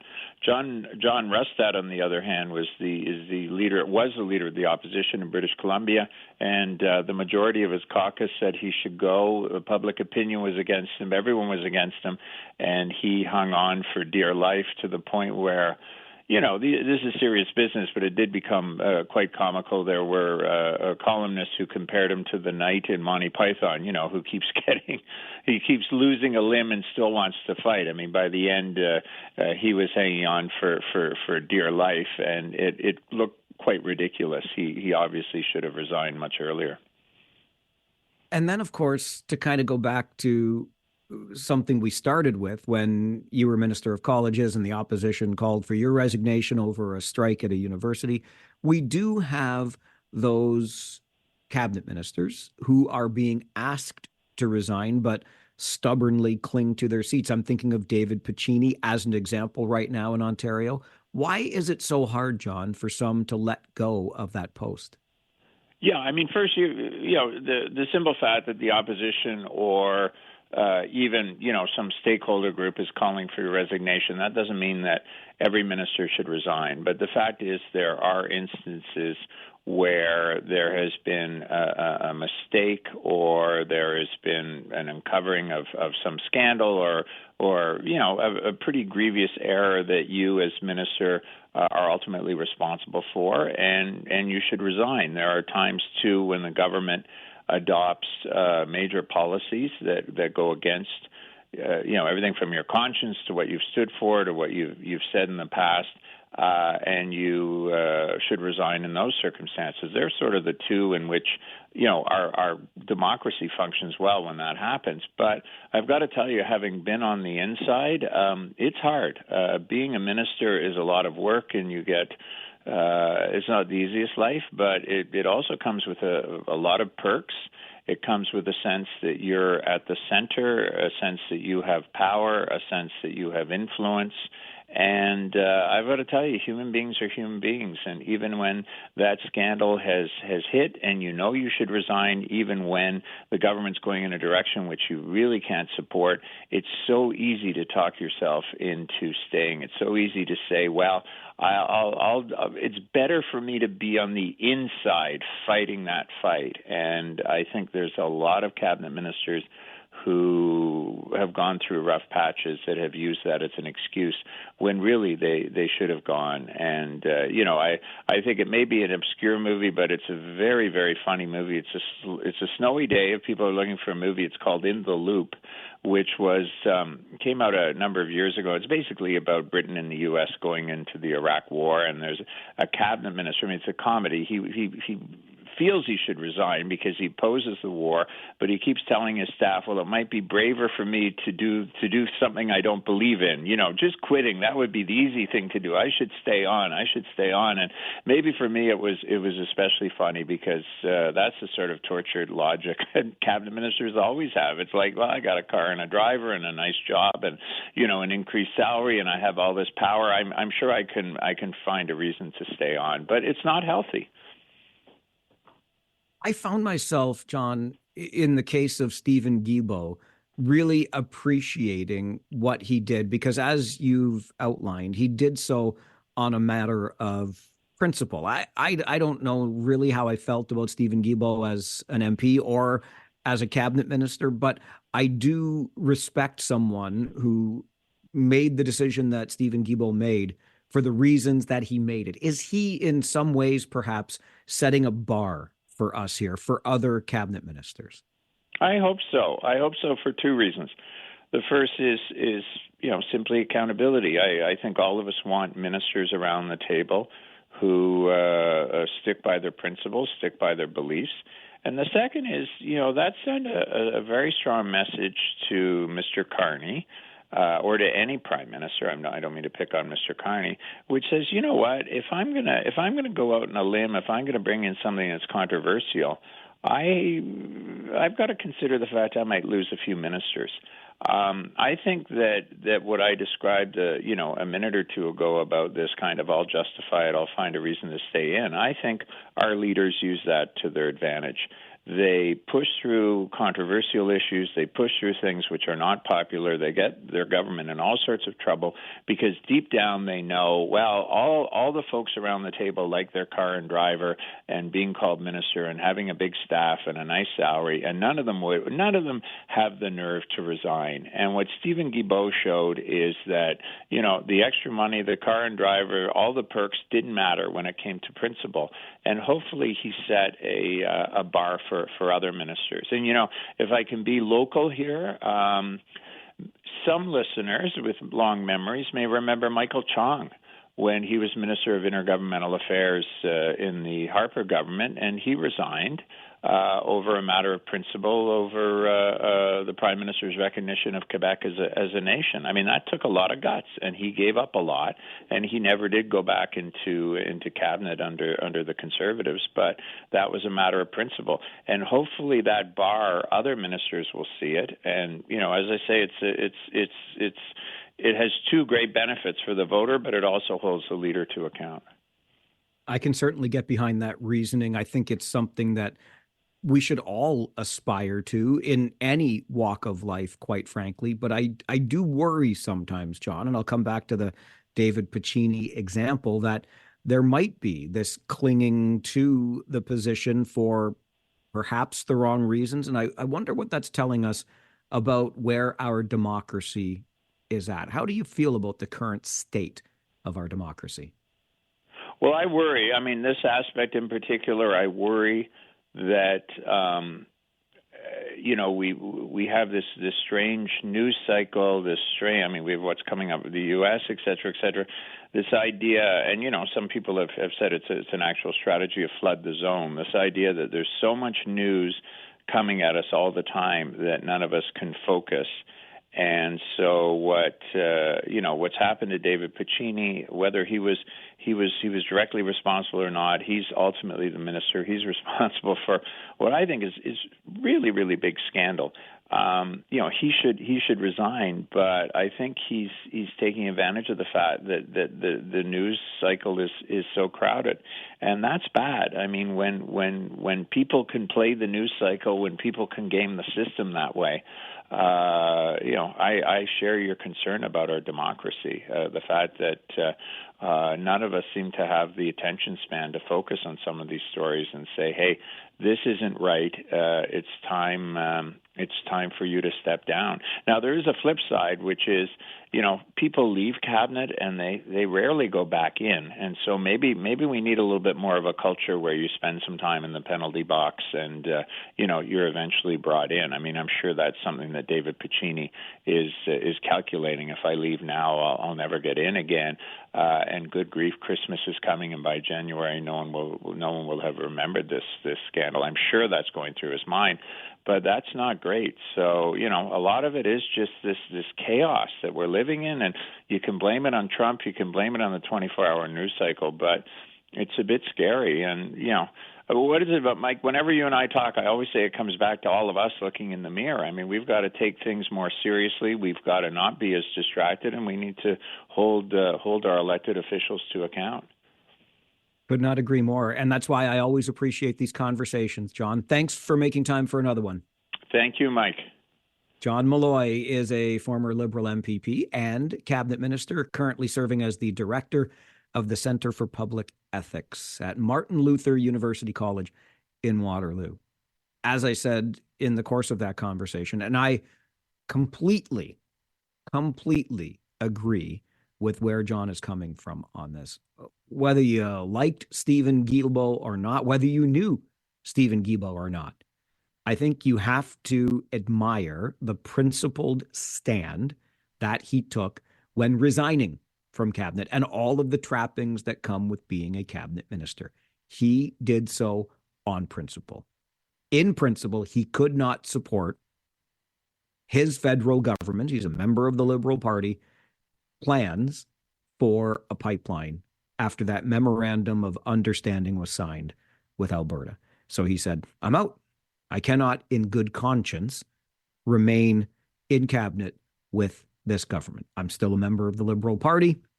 I may still vote with the Liberal Party, but on principle, I am resigning my post as a cabinet minister. I can get behind somebody that stands on principle like that. I really can. And I'm glad we can highlight that piece of the story so that maybe we can say, hey, this is where the bar is set. And yes, we're talking about politics, but I think it extends into all walks of life. Doing something on principle, because this is what you believe in your heart of hearts, and you make your decisions based on that. Wouldn't that make the world an interesting place if we always were able to do that on principle?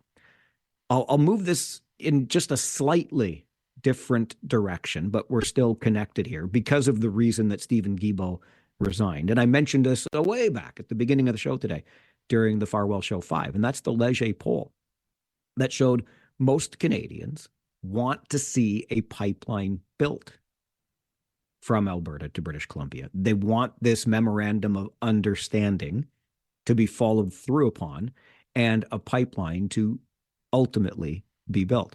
Now, this Leger poll found that most of that support came from Alberta, men, and conservative voters. But nonetheless, the poll found that about half of us were in support of that pipeline.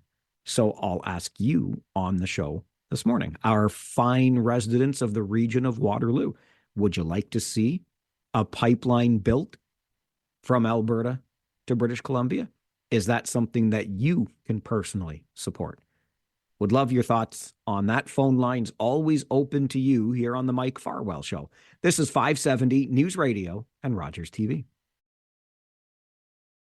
Being a minister is a lot of work. It's not the easiest life, but it also comes with a lot of perks. It comes with a sense that you're at the center, a sense that you have power, a sense that you have influence. And I've got to tell you, human beings are human beings. And even when that scandal has hit and you know you should resign, even when the government's going in a direction which you really can't support, it's so easy to talk yourself into staying. John Malloy is a former Liberal MPP, represented Kitchener Centre, and a cabinet minister in Ontario. He is now the director of the Centre for Public Ethics at Martin Luther University College in Waterloo. He joins us this morning to talk about some contrasting resignations. John Rustad, the leader of the Conservative Party in British Columbia, so you may not have heard as much about that, but talk about going down in a blaze of glory. That would be the way I would describe John Rustad's end of tenure as leader of the BC Conservatives. Meantime, federally, you've got a cabinet minister like Stephen Guilbeault resigning of his own accord on a matter of principle. And John Malloy points to that as perhaps the standard being set for greater accountability when one is willing to give up all the trappings that come with being a cabinet minister and remove yourself from that position on a matter of principle. I think there's a lesson in there for all of us. And I'm wondering, in light of this, because Stephen Guilbeault made the decision that he made because of the memorandum of understanding that was signed between the federal government and the province of Alberta to perhaps at least begin the conversation, start paving the way for a potential pipeline from Alberta to British Columbia. Many have said, and British Columbia Premier David Eby among them, basically, when HE double hockey sticks freezes over, that's when you're going to put a pipeline in place through British Columbia. There is language within that memorandum of understanding that makes clear Indigenous rights must be upheld and Indigenous communities must come along for the ride. There's a lot that still needs to happen before anybody starts talking seriously about a pipeline. You're going to need some private sector interest in this as well.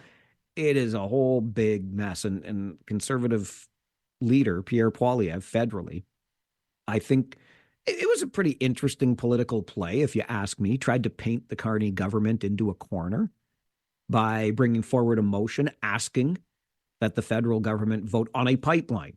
So not the full memorandum of understanding, but vote on the promise to build a pipeline.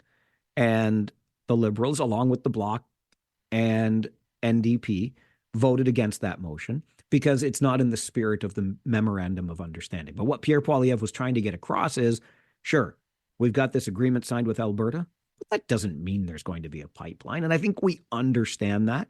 There are hurdles still to be cleared. And yet, we're having these conversations. And I think that Pierre Poilievre brought that motion forward to identify that the big red Liberal machine is not necessarily united on the idea of a pipeline, hence Stephen Guilbeault, right? And it might just be a reminder to Canadians who got excited. I mentioned that Leger poll that said about half of us according to the Leger survey, support the building of that pipeline. And we may support it, and we may think the memorandum of understanding is the first step. I guess it is, but it's the first of very many steps to get us to the actual creation of a pipeline. So some political games being played, but Stephen Guilbeault, for his part, says, I will play none of them, and he resigns from cabinet. Just as we come up on an update from the 570 News Center at 11:30, I want to remind you of something that we talked about at the beginning of the show today, and that is our 570 News Radio Tree of Hope 50/50 raffle. The jackpot is moving, and it's moving pretty quickly. This is in support of Family and Children's Services of Waterloo Region, which is really the important thing to remember here. The jackpot over $56,000 as we speak today.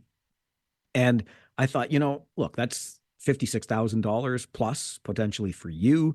But more importantly, it's $56,000 plus to support families in our community for the holidays. And since it is that time of year, the holiday time, and we love these holiday traditions, one of your traditions has been to give me the gears every ding-dang chance you get, telling me that Die Hard is a Christmas movie, which I know it is not, but you continue to drill it into me and poke at me.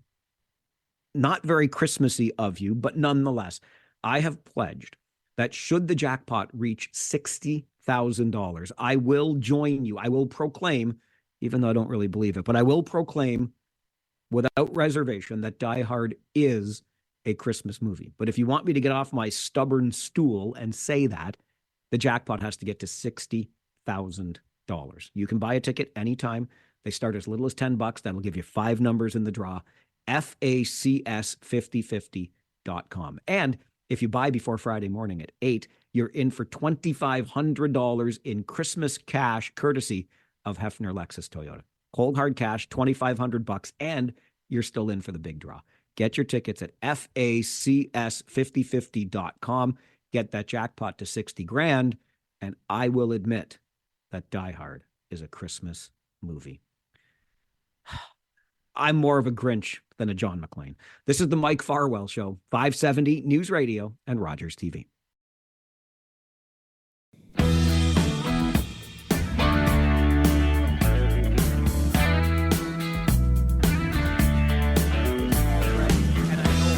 It's a little bit diabolical. It's diabolical Deutschman with us on Michael, the show today. What? Michael, so I know you're stuck up in the Sioux and there's like snow everywhere. So I go on Google, I say, give me a rock song about snow. And the number one song was Cocaine.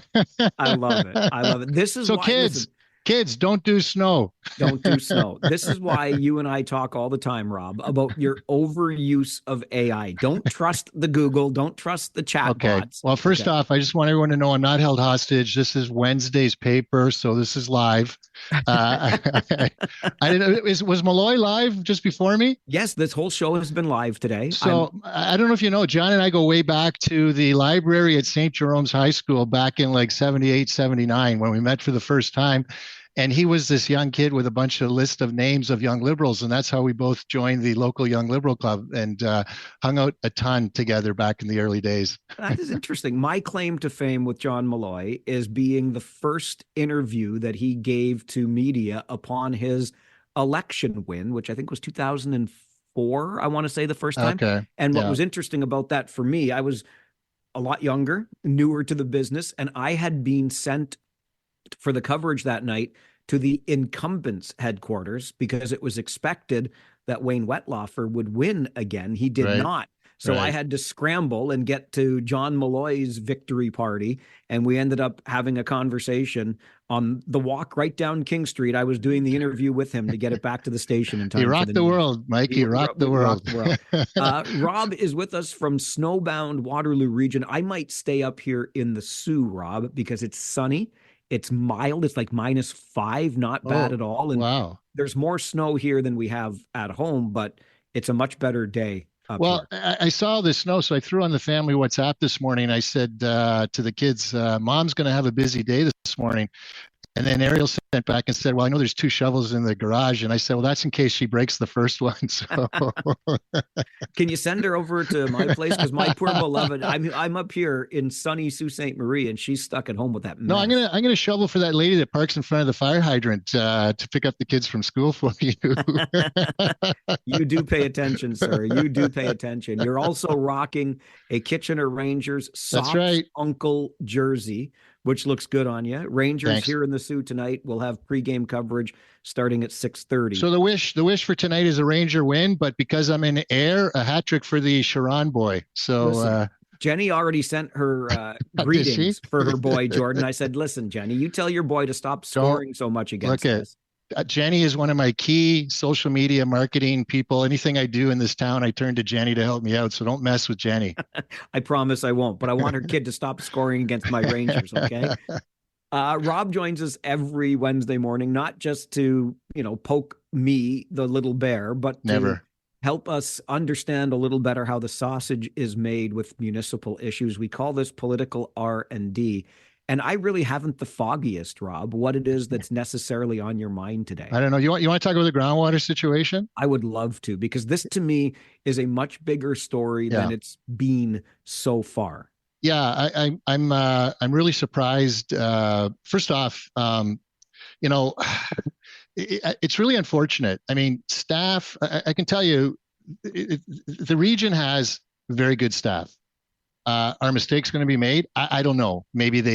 Maybe something in terms of forecasting is going to happen, right? Yeah. But I think what has to happen, though, is I'm concerned about the communication on this whole issue and whether we're getting, timely information, updated. I know there was the interview with the acting CAO, Mathieu. Great guy, Mathieu. I think he's excellent. I hope he becomes the full-time CAO at the region. I think he would be excellent for us. But I don't know. And you tell me, you're the media expert between the two of us here. Have you heard from any, like the regional chair or anyone coming forward to address this issue, to provide information for the public outside of staff providing information? The only person I have read anything from is Regional Councillor Craig, who was quoted in a Cambridge Today piece. But and short answer would be one. no. And I'll tell you this from the media side, Rob, I haven't been pleased with this for some time, because this is the way that the region shares information now. They invite media individually into meetings to be briefed. And while I appreciate the briefing, I've said for quite some time now, just hold a media conference, let us all show up and record and ask questions, etc., instead of this individualized approach. I remember that was, you'd raised that concern during the Wilmot Land Assembly, or the ongoing Wilmot Land Assembly. And obviously that was a concern I had, because ultimately you and I did a 2-hour show on 570, answering questions, talking about it and answering questions about it. I just think it's similar to the situation that we had in Wilmot and Breslau not too long ago. And, it's about the tapping into the water system, and everyone suddenly got a bill. $14,000. Who did you have on to talk about it? Jared Pape, a staff member. I forget his You had a staff title, member. Yes. Where was the political leadership, right? This is, people elect the councillors, the mayors, the regional chair, and that's really who should be addressing this. Now, I know I watched Wilmot, and at a council meeting, there were apologies from the mayor, et cetera, about what happened. But I just felt that to go on shows like yours, to get out to the public, to through the media channels, it's got to be the people that we elect who have to come forward and respond to the issues of concern, because it's the people that we elect are the ones that we can most directly respond to, interact with about that, whether it's personally or through a vote or what have you. But those are the people we've elected to say, hey, you go make decisions on our behalf. You're the ones in charge. You're the lawmaking authority. And if there is an issue, come back to us and tell us what happened. It's simple. But I'm just a little concerned about that. Sometimes there's too many, there's a lot of GR, PR people in this region, and they're all lovely people, but you're starting to see more at the municipal level, people hiring these sorts of people on their staff, which we never had anything like that, 10, 15 years ago, as much as it is today that we see, like from police services all the way through the region, through the area municipalities. You start to see more of that. I don't think North Dumfries has one, but I've seen Wilmot has hired in the past. Government relations, public relations. Yeah. So can you even guess, Rob, as to what political decisions may have been made that would lead us into a problem like this? Well, first off, it wouldn't be a political decision that would lead to a problem about water. Okay, that's definitely, staff are operating as staff are the experts. I can remember, I saw your article and you mentioned the Kitchener Southwest area, right? And I remember when developers came to regional council about a year and a half ago or so, and there was something that they wanted to get done, and our staff was opposed to it because it was this discharge area. And at that time, it was consultants for the developer coming forward and suggesting that what they wanted to do was going to be okay. And our staff was opposed to it. And I remember asking then Commissioner Rose, and again, I don't know if it's then or current, but I think there's something that's happened there too. But Commissioner Rose asked her, tell us about the staff that we have and their backgrounds. And she, went through it all. The people with much experience in this area. So as a counselor, you're not making ultimately you're making a political decision, but you're asking staff always. The question always comes up, do we have sufficient water supply to do what we need to do? And I can tell you on Wilmot Land Assembly, that question was constantly asked by counselors. Do we have sufficient water to do what we need to do? And, the answer invariably comes back, yes, we do, because they went ahead with the project. So there's probably some, and I think the article that Terry Pender did today in the paper quotes a gentleman, Hugh Simpson, who used to work for the region and who's experienced in this area. And, you can talk to people who are experienced in any line of work.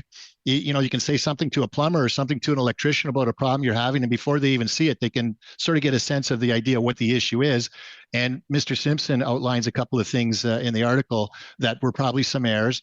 And this is why now you've got the CAO telling us that there's a third-party assessment coming in. So it's sort of like, okay, we trust our staff somewhat, but something's gone wrong. So now we need to have another set of eyes come in and take a look at this. And so for counselors, it's not a political decision. It's a fundamental operations, what's going on, and get us the information so we can plan. Because we've got a whole whack of things going on here. Not only do we have now this possible, very expensive water situation, we've got the police comms thing, we've got the housing thing going on, and we're already precarious with respect to our future debt. So we've talked about this before, Mike. You and I, when we're saying what should we be focusing on budgets, and I was saying we got to save money, we got to build reserves, we got to save money. We really have to be careful what we're committing to spending going forward.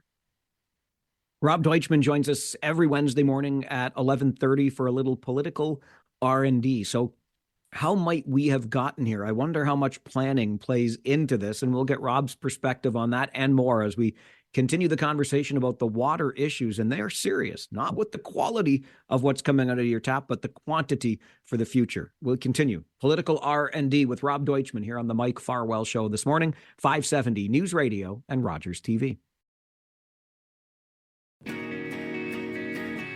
Wednesday mornings, 11:30, we do a little political R&D with Rob Deutschman, also known as Matt Sopp's uncle. He's wearing the Kitchener Rangers number 91 with Sopp's uncle on the back. Rob, they play tonight. The Iowa Heartlanders play tonight. So I love it. He's doing well again, eh? Yeah. Another good season. Yeah. Good. Matt Sopp, of course, a former Kitchener Ranger and had a whale of an overage season here before turning pro. Rob and I, Matt's uncle, are talking about the water concerns that have been raised in our community. It's not a quality issue, it's a quantity issue.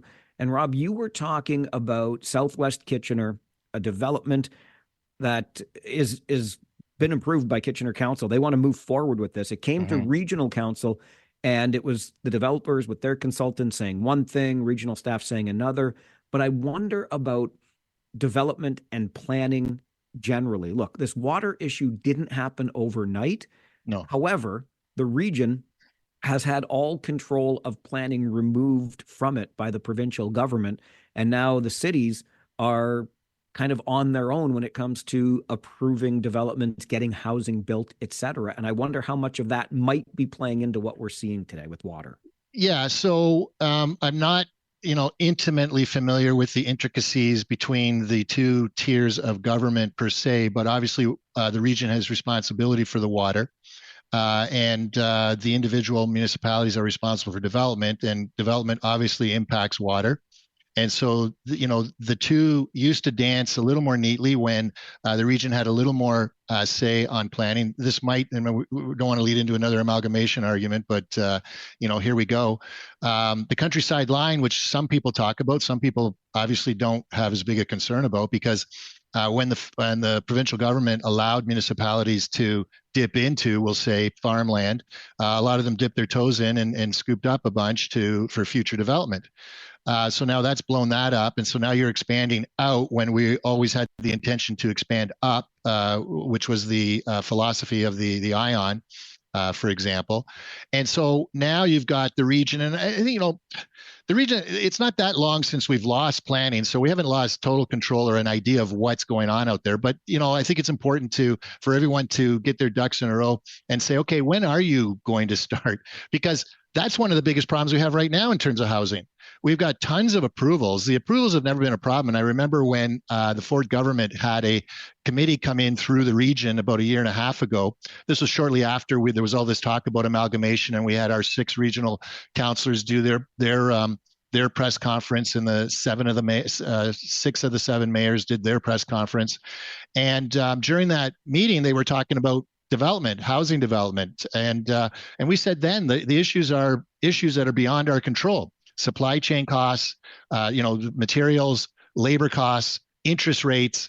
There are some things that are in control, like development charges and other regulations, but those other factors were just making it too difficult for people to develop. So how fast is any development happening right now is something that has to be determined too. We've got all these approvals. So I think it's good for everyone to sit down and say, okay, obviously the pencils have to be sharpened even more. The planning has to be even more focused because of this issue that's been identified. I mean, we're one of the few areas that relies on groundwater and has all these wells, and we've never really taken the steps to address this. I think the presumption was 1 million strong would be okay, but clearly that is not what it's trending to be. And so maybe it's good that the international student flood has been siphoned off a little bit, because we had the growth of our community, the size of Stratford in that short period of time, which predominantly was a lot of international students, and not nothing negative, just saying what the source was. And obviously when you read about Conestoga College, that's changed. So this 2-tier dichotomy that we have here, I think if the Ford government's watching what's going on, they might be concerned, and who knows what steps might be taken stepping in to see what's going on here. Clearly, we're going to need some assistance in terms of financing to figure out how to resolve this water issue, because right now it's just a matter of pumping. Cambridge has a lot now. Hey, Cambridge has something that the rest don't have: a lot of water.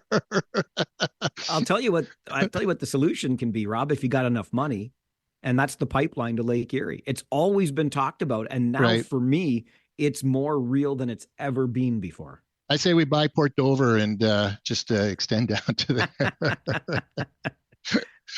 I'm glad you brought up the provincial government in all of this, because when we talk about being 1 million ready in this community, I think there is a misunderstanding that it's the region saying we want to be, or we're actively recruiting people, that sort of idea. No, we have for decades been, and this goes back to, I believe, the Liberals, might have even been the Conservatives prior in the late 90s, but I think it was the Liberals early 2000s. But we are a place to grow under provincial legislation. So people are essentially being funneled here. Well, people are coming here because there's job opportunities here. Okay, we've got the broad width, expanse of it. We've got manufacturing, blue collar jobs. My parents, were blue collar workers, and you've got the insurance companies. So you've got the white collar jobs. You've got tech. You've got the universities here. I mean, this is an attractive area. So it's not like we have to, go out and do advertising in other countries or something. Say, come to KW. People are coming here. So and we need growth. You need growth as a country. You need growth in order to continue to grow. I mean, you can't stop growing. Have babies, whatever. We have to continue to grow as a community, and this is a desirable area. Now, will we get to 1 million by that point? I mean, who knows? That's all speculation. Certainly, the trend has been strong. The trend was really strong. The trend's dipped down a bit. Will it dip down a little more? I mean, there's so many factors that come into play with all of that. But, overall, we're a desirable area to be from an economic perspective. And that sort of was one of the reasons with the Wilmot Land Assembly was for those large projects that may come by. But now if you've got a water issue, what does that do on these large potential projects? So there's a lot of factors and issues here. And that's why I think going back to our first part of this show, I think political leadership needs to step up and let us know what's going on and not play these one-off media games and other things. Just have a straight up, tell it how it is. We did a good job during COVID keeping everybody updated on what's going on. I think we haven't had that same level of communication that we saw during COVID recently. I'm glad you brought up that Wilmot Land Assembly and the economic development opportunity there, because just as we wrap up here, Rob, I alluded to that in my column today in the Waterloo Region Record. And I can't help but wonder, just as an outsider looking in, if we didn't have too much of a focus on one thing, economic development, and not another thing, the preservation of this precious resource, which is water. Well, going back to what I said earlier, Mike, the question about water supply is always the number one or two question that's always asked by council of staff. It's top of mind always. And now something's changed. You'll have to say an error occurred. And we need to find out what that was. But it wasn't just, grab land for the sake of grabbing land. The question always was, if we do this, are we able to service it? From all aspects. And I know there are some out there that are going to use this as an opportunity to attack the land grab. And, we know the names, and it's unfortunate. I think people should just wait to get more information and let's see what happened before we jump to too many conclusions here. Rob, appreciate you making the time, even when I'm away from home, and I know you'll be tuned into those Kitchener Rangers tonight. Yeah, Mike, look, you're abandoned into Sioux, and you said, hey, can you do the show? And how could I leave you hanging? So no problem. You're a good man and a good friend of the show. Thank you, Rob. All right, take care, Mike. Go Rangers. Go Rangers. Rob Deutschman joins us Wednesday mornings, 11:30 for a little political R&D. I am in the Sioux, where my weather is better than yours, but I'm still going to open up the phone lines to hear from you in the next hour on the show. Talkback begins right after this update from the 570 News Center. Stay with us. It's the Mike Farwell Show, 570 News Radio and Rogers TV. Take out the papers and the trash, or you don't get no spending cash. If you don't scrub that kitchen floor, you ain't gonna rock and roll no more. Yakety yak. Don't talk back. Just finish cleaning up your room. Let's see that dust fly with that broom. Get all that garbage outside, or you don't go out Friday night. Yakety yak. Don't talk back. It is that time of day where we do talk back to one another. And I always look forward to these conversations, especially today, when I'm hundreds and hundreds of kilometers away from where you are, but following the news as closely as I can. I was up early this morning getting ready for the show. I know what kind of wicked weather you are having. I'm sorry to say. It's a rather beautiful day here in Sault Ste. Marie. It's sunny. Temperature's about -4, -5. I've got no complaints. I know it is completely different for you. So by all means, be my eyes and ears, and let's have a conversation about what's important to you today. I'll be joining the team for lunch immediately after our conversation today and get a bite to eat, and then we'll be ready for the game tonight. 6:30 pregame, as Matt Hutchison just mentioned. Josh Piercy and I here at GFL Memorial Gardens in the Sioux. I know that several of you were a little confused yesterday when you heard a repeat of one of our previous shows together. And that's just kind of where we're at. When I can't be there, I was on the bus all day yesterday. It took us about 10 hours and a bit to get all the way up here. We did stop for lunch on the way, but we had some iffy weather in some spots. Made it though, safe and sound, not really an issue at all. But having been on the bus all day, I couldn't do a show. Same thing's going to be happening tomorrow as we make our way from Sault Ste. Marie stateside for those next games in this road trip that Matt just mentioned. We'll be in Flint on Friday night, Saginaw on Saturday. But we will be in one place on Friday, so I'll be back for the show then as well. So tomorrow, you'll get another replay, but Friday, I'll be back here live, which means we will be able to do an all request Friday this week. I didn't expect it. I thought I'd be unavailable for the entire road trip, but now that we're here and we know that we can do a show on Friday, it's kind of catching me by surprise. So I thought, hey, why not make that our theme for all request Friday this week? We'll do the best we can because this is the last chance I have to remind you before Friday's show. But let's call it the surprised, shocked, unexpected edition of All Request Friday. Get your requests in by dropping me an email, mike@570news.com, or when you call in to talk to us, just let Jen know, she's answering the phones today, what song you would like to hear on Friday that fits into that surprise, shocking, unexpected theme, if you will. Let's begin Talkback this afternoon, though, by starting with Dave, who is with us, as always, one of our loyal listeners from Cambridge. I believe this is Farwell's Force member number 47. Good afternoon, Dave. Good afternoon, Mike. I would like to make two general observations on the issue of pipelines, oil pipelines. Sure. Yep. The first one is the pipeline at the top of the news is the one that they're proposing to go to the BC coast. And my first observation on that, or general observation, is the fact that it's not emphasized enough, in my opinion, that this oil is for export.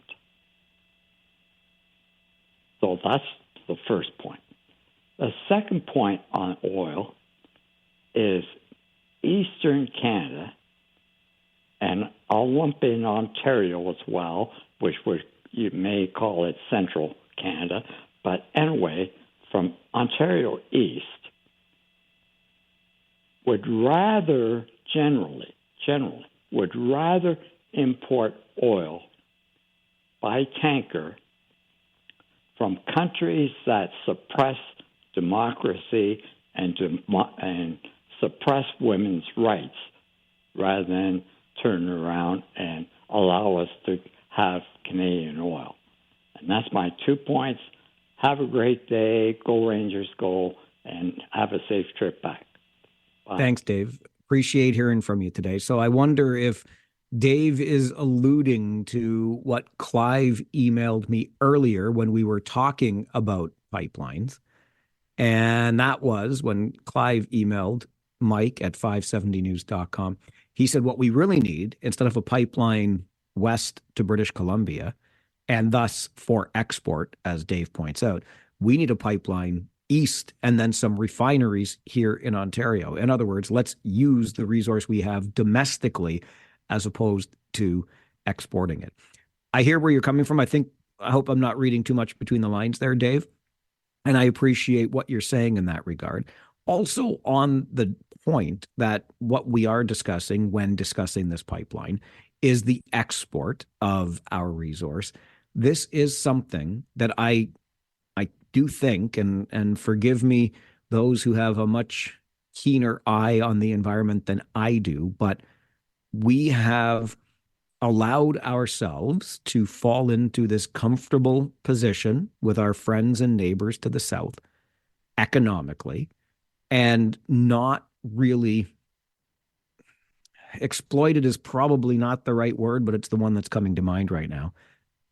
Gotten the most out of our own resources by doing this very thing, exporting oil. We can do it in a more environmentally friendly way than other nations. It doesn't make it perfect by any stretch of the imagination, but this is, without question, an important resource that I think we have underutilized for our own economic benefit in the past. So I am one of those, we referenced the Leger poll earlier, who would be in support of that pipeline. And Clinton also sent an email to Mike at 570news.com about this.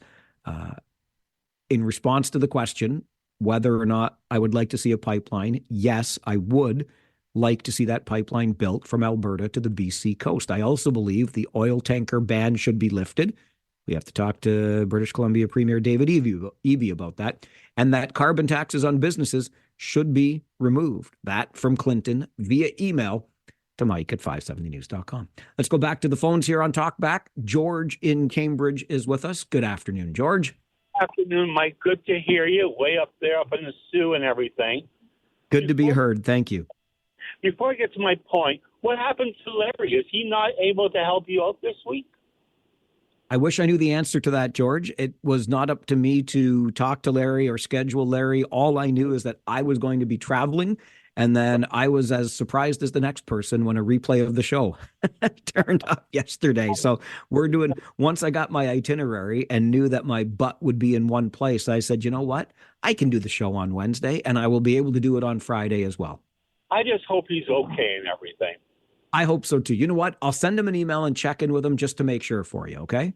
I wanted to say it was a blast listening to Mike the Moose Reeves, and he brought something up very interesting. I don't know if you remember. He had said that the Guelph bus and the Kitchener bus were both available. That's right. And he looked at the schedules and thought, you know what? I'm going to try this Kitchener Rangers thing out. And 9 years later, he's still with us, despite his attempts to retire a couple of times along the way. The reason I'm calling you is to let you know my buddy took the other bus. He didn't. No kidding. He only lasted about 2 or 3 years. Armando Pereira, he was the bus driver for the Guelph Storm. But like I said, it didn't last very long. I think he did it only for about 2 or 3 years. George, appreciate the call. Great to hear from you. And that's a reminder that, so for these bus drivers, they will do all kinds of things. I wish I had taken the time I meant to, but we got distracted and talked about other things when Mike the Moose Reeves was with us on the show today. He was here 10:30 until 11.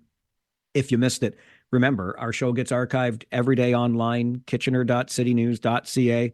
Find it on the Seeker app, Seekr. Go back and listen to it. We had some fun sharing stories. But these drivers do all manner of other trips, right? Take groups to casinos, take groups on sightseeing tours, whatever. Mike did a trip out west, all the way to the West Coast this summer, and then drove the bus back empty, just him, 4 days across our country. But when it comes to these hockey teams, boy, oh boy, you're doing really weird hours in really bad weather. And, you know, there are probably other routes the drivers could take that are more lucrative to them, but you kind of fall in love with this. It's a strange lifestyle, but one you can actually end up really enjoying. I know Moosey does. I know I do. And it's a special game to be involved in, especially at this level. Nonetheless, back to the phones for Mark is next on Talkback this afternoon. Good afternoon, Mark. Good afternoon, Mike. Lots of snow here, Mike, and it's the heavy, wet stuff. Yuck. I'm sorry, buddy. Yeah, it's a hard go. But anyway, Mike, I enjoyed that segment with the Moose, and I actually met him once. Did you? Yes. In fact, I met you the same day. I think I pulled the bus over in the parking lot, and we took a picture. I remember that. I remember that very well. So, yeah, Moose was a good guy. I liked him. Great personality. And I did enjoy that segment, Mike. I'm glad you did, Mark. Thanks so much, buddy. I appreciate it. Thanks, Mike. I remember that day with Mark. And let me tell you this. We were pulling out of the Kitchener Memorial Auditorium for a road trip. Mark stopped the bus. Moose opened the door. Mark said he wanted to see Farwell. And I got off the bus, met with Mark, did that picture, got back on the bus. And let me tell you how much that entire bus chirped this old fart because he was the one that somebody needed the bus stopped just so they could take a picture. Oh, did I get chirped after that experience for sure. Let's go next to Rob here on Talkback. Rob, good afternoon. You are on Talkback. Hi, Rob. Hi, Mike. Oh, it's Bob. I'm sorry, I read my screen wrong. I haven't heard from you in a long time, Bob. How are you? I'm doing okay. Good. Had some garbage going on, but I'm doing okay. I'm glad to hear it. What's on your mind today? I heard the other week that people who were drunk driving, that was going up. The amount of people that are drinking and driving. Yes. And I know I said this before, but I just don't understand why they don't put a breath analyzer in your car for those people who don't know enough to stop drinking. And you can't start your car if you blow over a certain amount. I mean, it solves the problem. Bob, I couldn't agree more. I appreciate the phone call. And in fairness, it might not necessarily be that more people are doing it. It's just that more people are getting caught, which is a good thing. Make no mistake about it. But we had the same conversation the other day because when we took the Rangers trip to London last week, we saw a fella in the city playing a video game while he was at the control of his vehicle. Why does your smartphone even work outside of emergencies when you get into a car? Surely there's a way to jam that signal, much like you talk about with the interlock machine where you blow, and if you're over, you're not moving that vehicle. The technology exists. Why we don't implement it or can't implement it is beyond me at this point. Talkback continues. Open phone lines to hear from you on the Mike Farwell Show this afternoon. We got a busy set of phone lines here. I'll get to Billy and Sean and Joe, and there's still a line open for you as we continue talking back on the Mike Farwell Show, 570 News Radio and Rogers TV.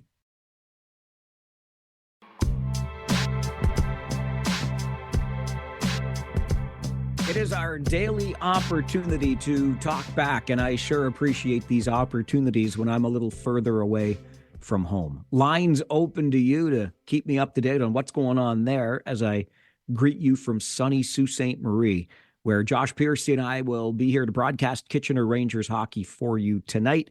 Harris Law pregame show starts at 6:30. We continue Talkback with Sean, who is next.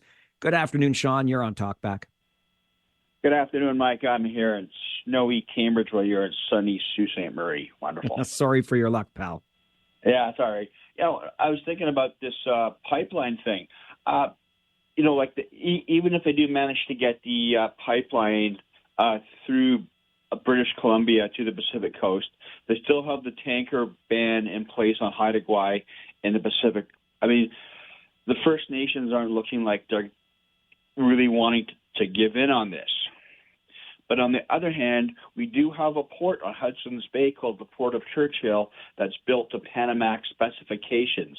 And if we could just get the infrastructure to there, I'm pretty sure Saskatchewan and Manitoba are a whole lot more friendly towards oil pipelines than British Columbia is. Sean, appreciate the phone call. And another interesting point, kind of alluding to what Dave was talking about earlier.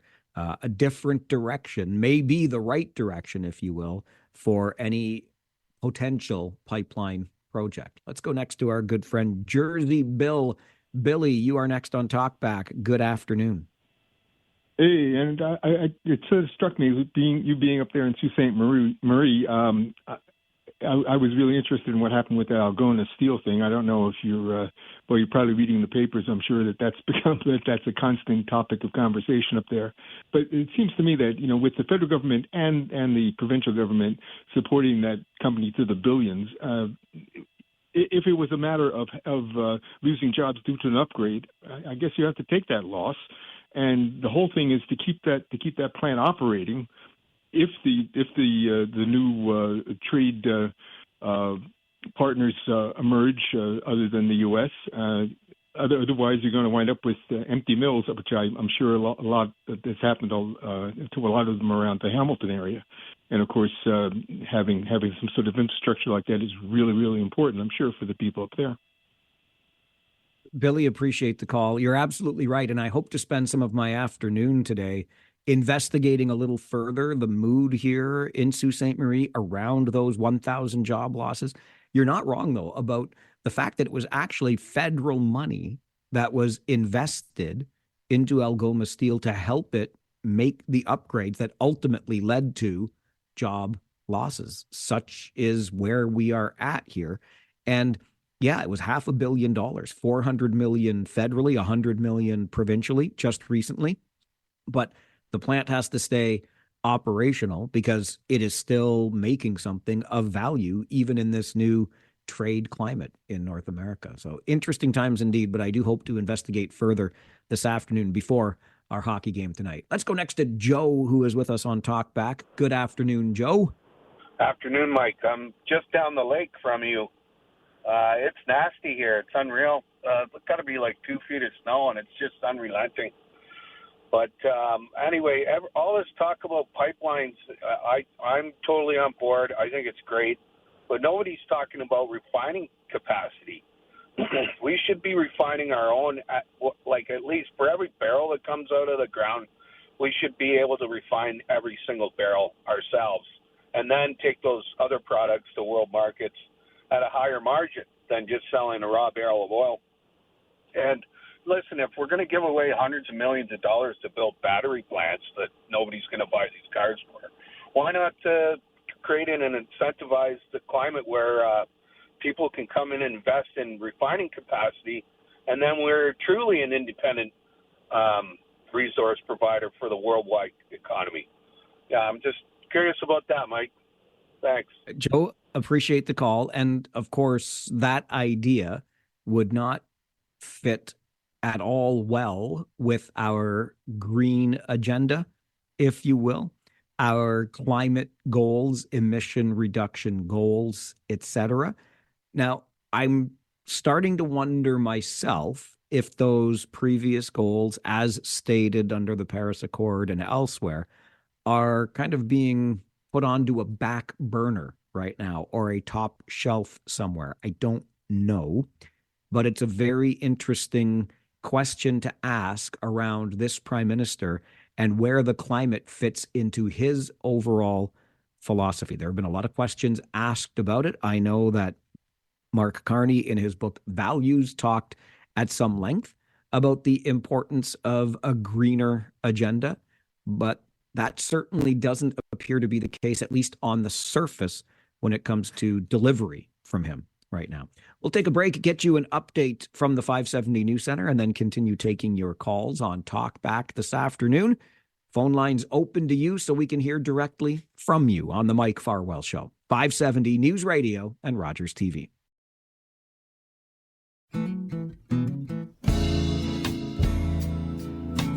I don't mean to rub this in, but I just had to pull the blinds here in the hotel room in the Soo. The sun was coming in so bright and so hot. I think it was impacting the camera feed back to Rogers TV in the fine region of Waterloo. That's the kind of day it is up here. I know it's decidedly different down there. Thanks for the calls and emails about it. Russell with the bird's eye view from Elmira via email to mike@570news.com. Still some light snow, but mild temperatures. It's pretty mild up here as far as Sault Ste. Marie goes, too, about -5, -6 right now. Not too bad a day. I am sorry for what you're going through there, but glad to have you with me on the show as we continue our Talkback conversation. Let's go next to Rob, who has been waiting. Rob, good afternoon. You're on Talkback. Good afternoon, Mike. How are you this snowy day? You're missing another one. Oh, this is a voice I'm familiar with. It's my good friend Rob Kuhn with Environment Canada, Kitchener Cooney, good friend of the show. And listen, friend, I'm glad to be missing it, and you know it. Well, I've offered to shovel out your driveway because I don't live far from you, but it sounds like you've already had it done. But that offer still stands. You help so many people with your Farwell for hire. This is a unique way it can be paid back because I say it. I shovel what I forecast. There you go. And you have forecast us a big old mess today, haven't you, Robert? Well, yeah, it was a high confidence forecast going up from a few days prior, and we got between 8 and 9 centimeters so far.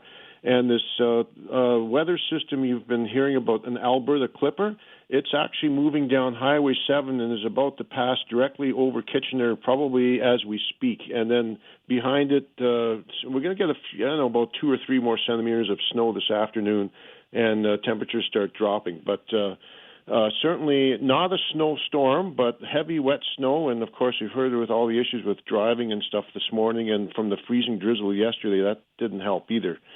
So, but yeah, another 8 to 9 centimeters have fallen. I think we're going to be between 10 and 15 when we're done, from what I'm seeing on radar.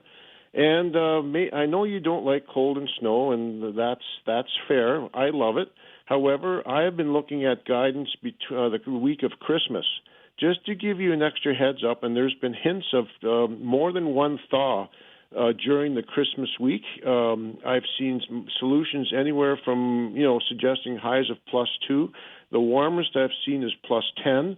Not saying that's going to happen, but it does seem to me that the pattern that we are in now is going to change, at least take a break. And what that means is we go back to these winters that we are used to, where it comes and goes, it snows and it rains and it's mild and it's cold, back and forth, and Mother Nature can't make up her mind.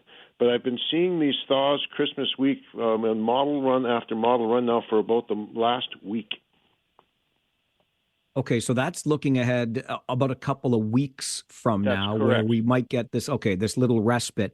You mentioned so far 8, 9 centimeters or so. Another few this afternoon as we get into the evening, Rob. Is this current system going to be past us?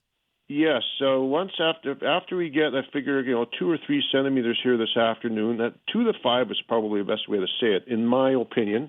Then what happens is, as soon as the system gets by us, we get into the cold air behind it, and windy, and just a chance of flurries. There's going to be lake effect, but there'll be more towards like Woodstock, Stratford, maybe London, and then of course there could be a really newsmaker snow squall into Barrie as well that dumps.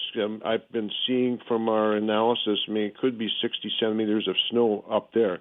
But Waterloo region looks like in this case will be the traditional in-between snow squalls with just a few flakes of snow off Lake Huron, a few flurries, but nothing significant tonight and tomorrow, but definitely colder. So it's been a cold month to start. I wouldn't say frigid, but we've had a couple -20 readings. And we certainly I wouldn't be surprised if we try and get that again on a cold night when it shows itself, but it's a bit again, it's difficult getting the low temperatures correct at night because they can vary so much. But yeah, once this thing is done tonight, we have, there's a chance of flurries. Tomorrow actually here looks to be quite nice, breezy but cold, maybe the odd flurry.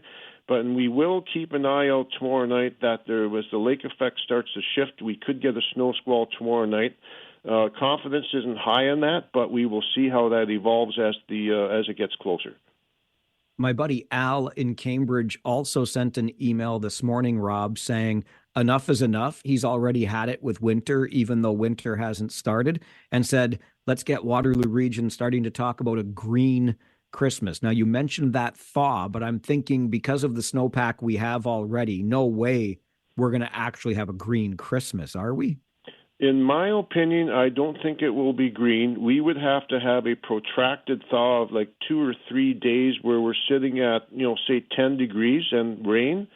I haven't seen that yet. I've seen single days as high as 10, but my guess now, and that's just what it is, because Mother Nature's got the final say, I think our Christmas will be white because of the snow we have left on the ground, but I'm hoping it'll be fresh and white, but at this point it may not be.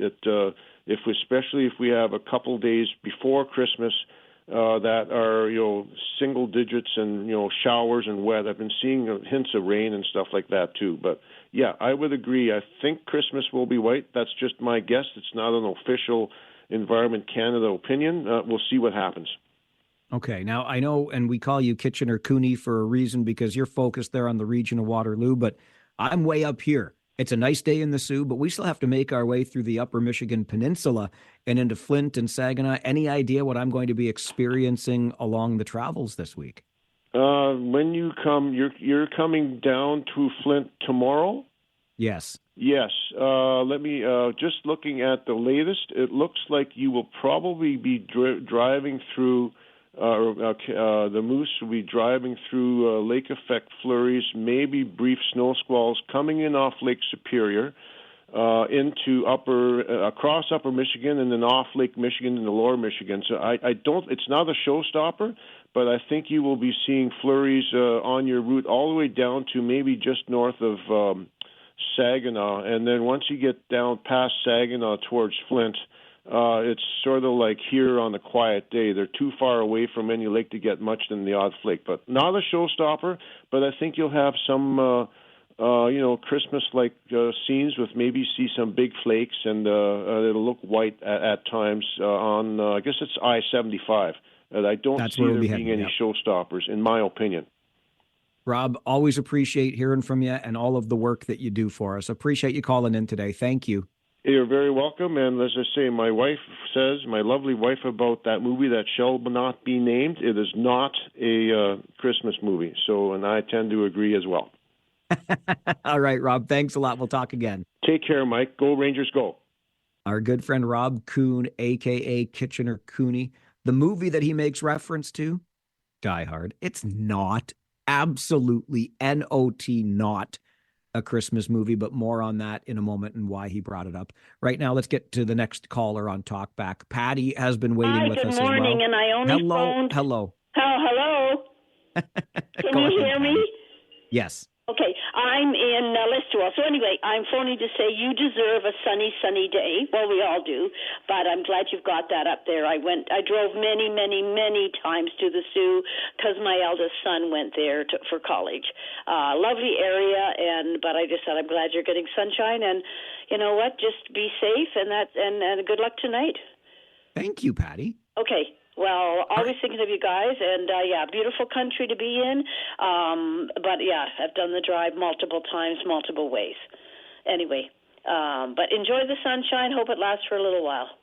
Thanks, Patty. Appreciate it. Great to hear from you today. It is a great place. I was actually talking with Josh Piercy about this earlier today, or maybe last evening, but when I was younger and newer to this whole traveling around the Ontario Hockey League thing, I did not enjoy any part of coming up here. It's the longest trip we make, and I know it's all relative. There are parts of the Canadian Hockey League that have far more difficult travel schedules than we have with the Kitchener Rangers. Heck, there are parts of the Ontario Hockey League. Think of being based in the Sioux. Your closest road trip is 3.5 hours away to Sudbury. That's the closest one. Danny Liebold, our head equipment manager and trainer, and I were talking earlier this morning. We've determined that we can do about 14 of the trips. Like, it was shorter to count the trips we couldn't make in 3.5 hours or less. We do 4 road trips to Guelph every year. That's a 20-minute road trip, if you want to call that a road trip. So far different for other teams than it is for us with the Kitchener Rangers. We are so central when it comes to our travel.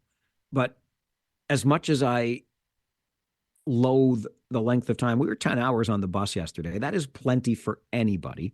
I really do enjoy it when you get here. To Patty's point, it's a beautiful part of Ontario. Granted, more beautiful in the summertime, perhaps, but for outdoors folks, when I was downstairs in the hotel lobby and hanging out in the coffee shop earlier today, getting ready for the show, lots of people coming in. They were clearly in outdoor skidoo, maybe cross-country skiing gear. They're ready to enjoy what nature has to offer up here. And it is a beautiful day to do that here in Sault Ste. Marie.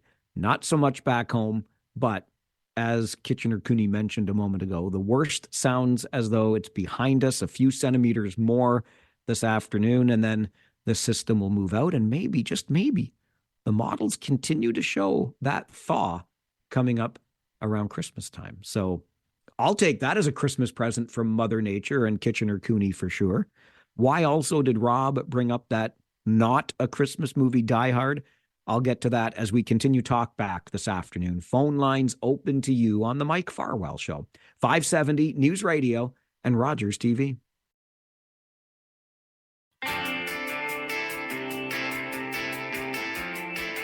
Why, oh why, did my good friend Kitchener Cooney bring up the movie Die Hard, which is not, absolutely N-O-T, not a Christmas movie? And what is on your mind? Those are the two things that we still need to explore on Talkback here on the show. Phone lines open to you so we can at least get one of those questions answered. What is it that's on your mind? I'll get to the other answer before we call it a day, I promise. But let's go back to the phones here on Talkback. Ibrahim is with us. Good afternoon, Ibrahim. Good afternoon, Mike. How are you doing? Good, thank you. Good. Mike, Farwell for 212. Number 212, you're a beauty, Ibrahim. Thank you for being a member of Farwell's force, a force for good, a force for change, a force to be reckoned with. Yes, that's good. So I would like to comment last week. It's FIFA president rewarding this prize for Donald Trump. Hello? What did the FIFA president rewarded? The FIFA president was rewarded to the Donald Trump this prize last week. Yeah, you remember? Yeah, first of all, FIFA, a sport organization, shouldn't interfere in the political. He got a lot of criticism for that, the president of FIFA. Secondly, Mike, the beast that Donald Trump is making is not really real beast. That's telling, the two part.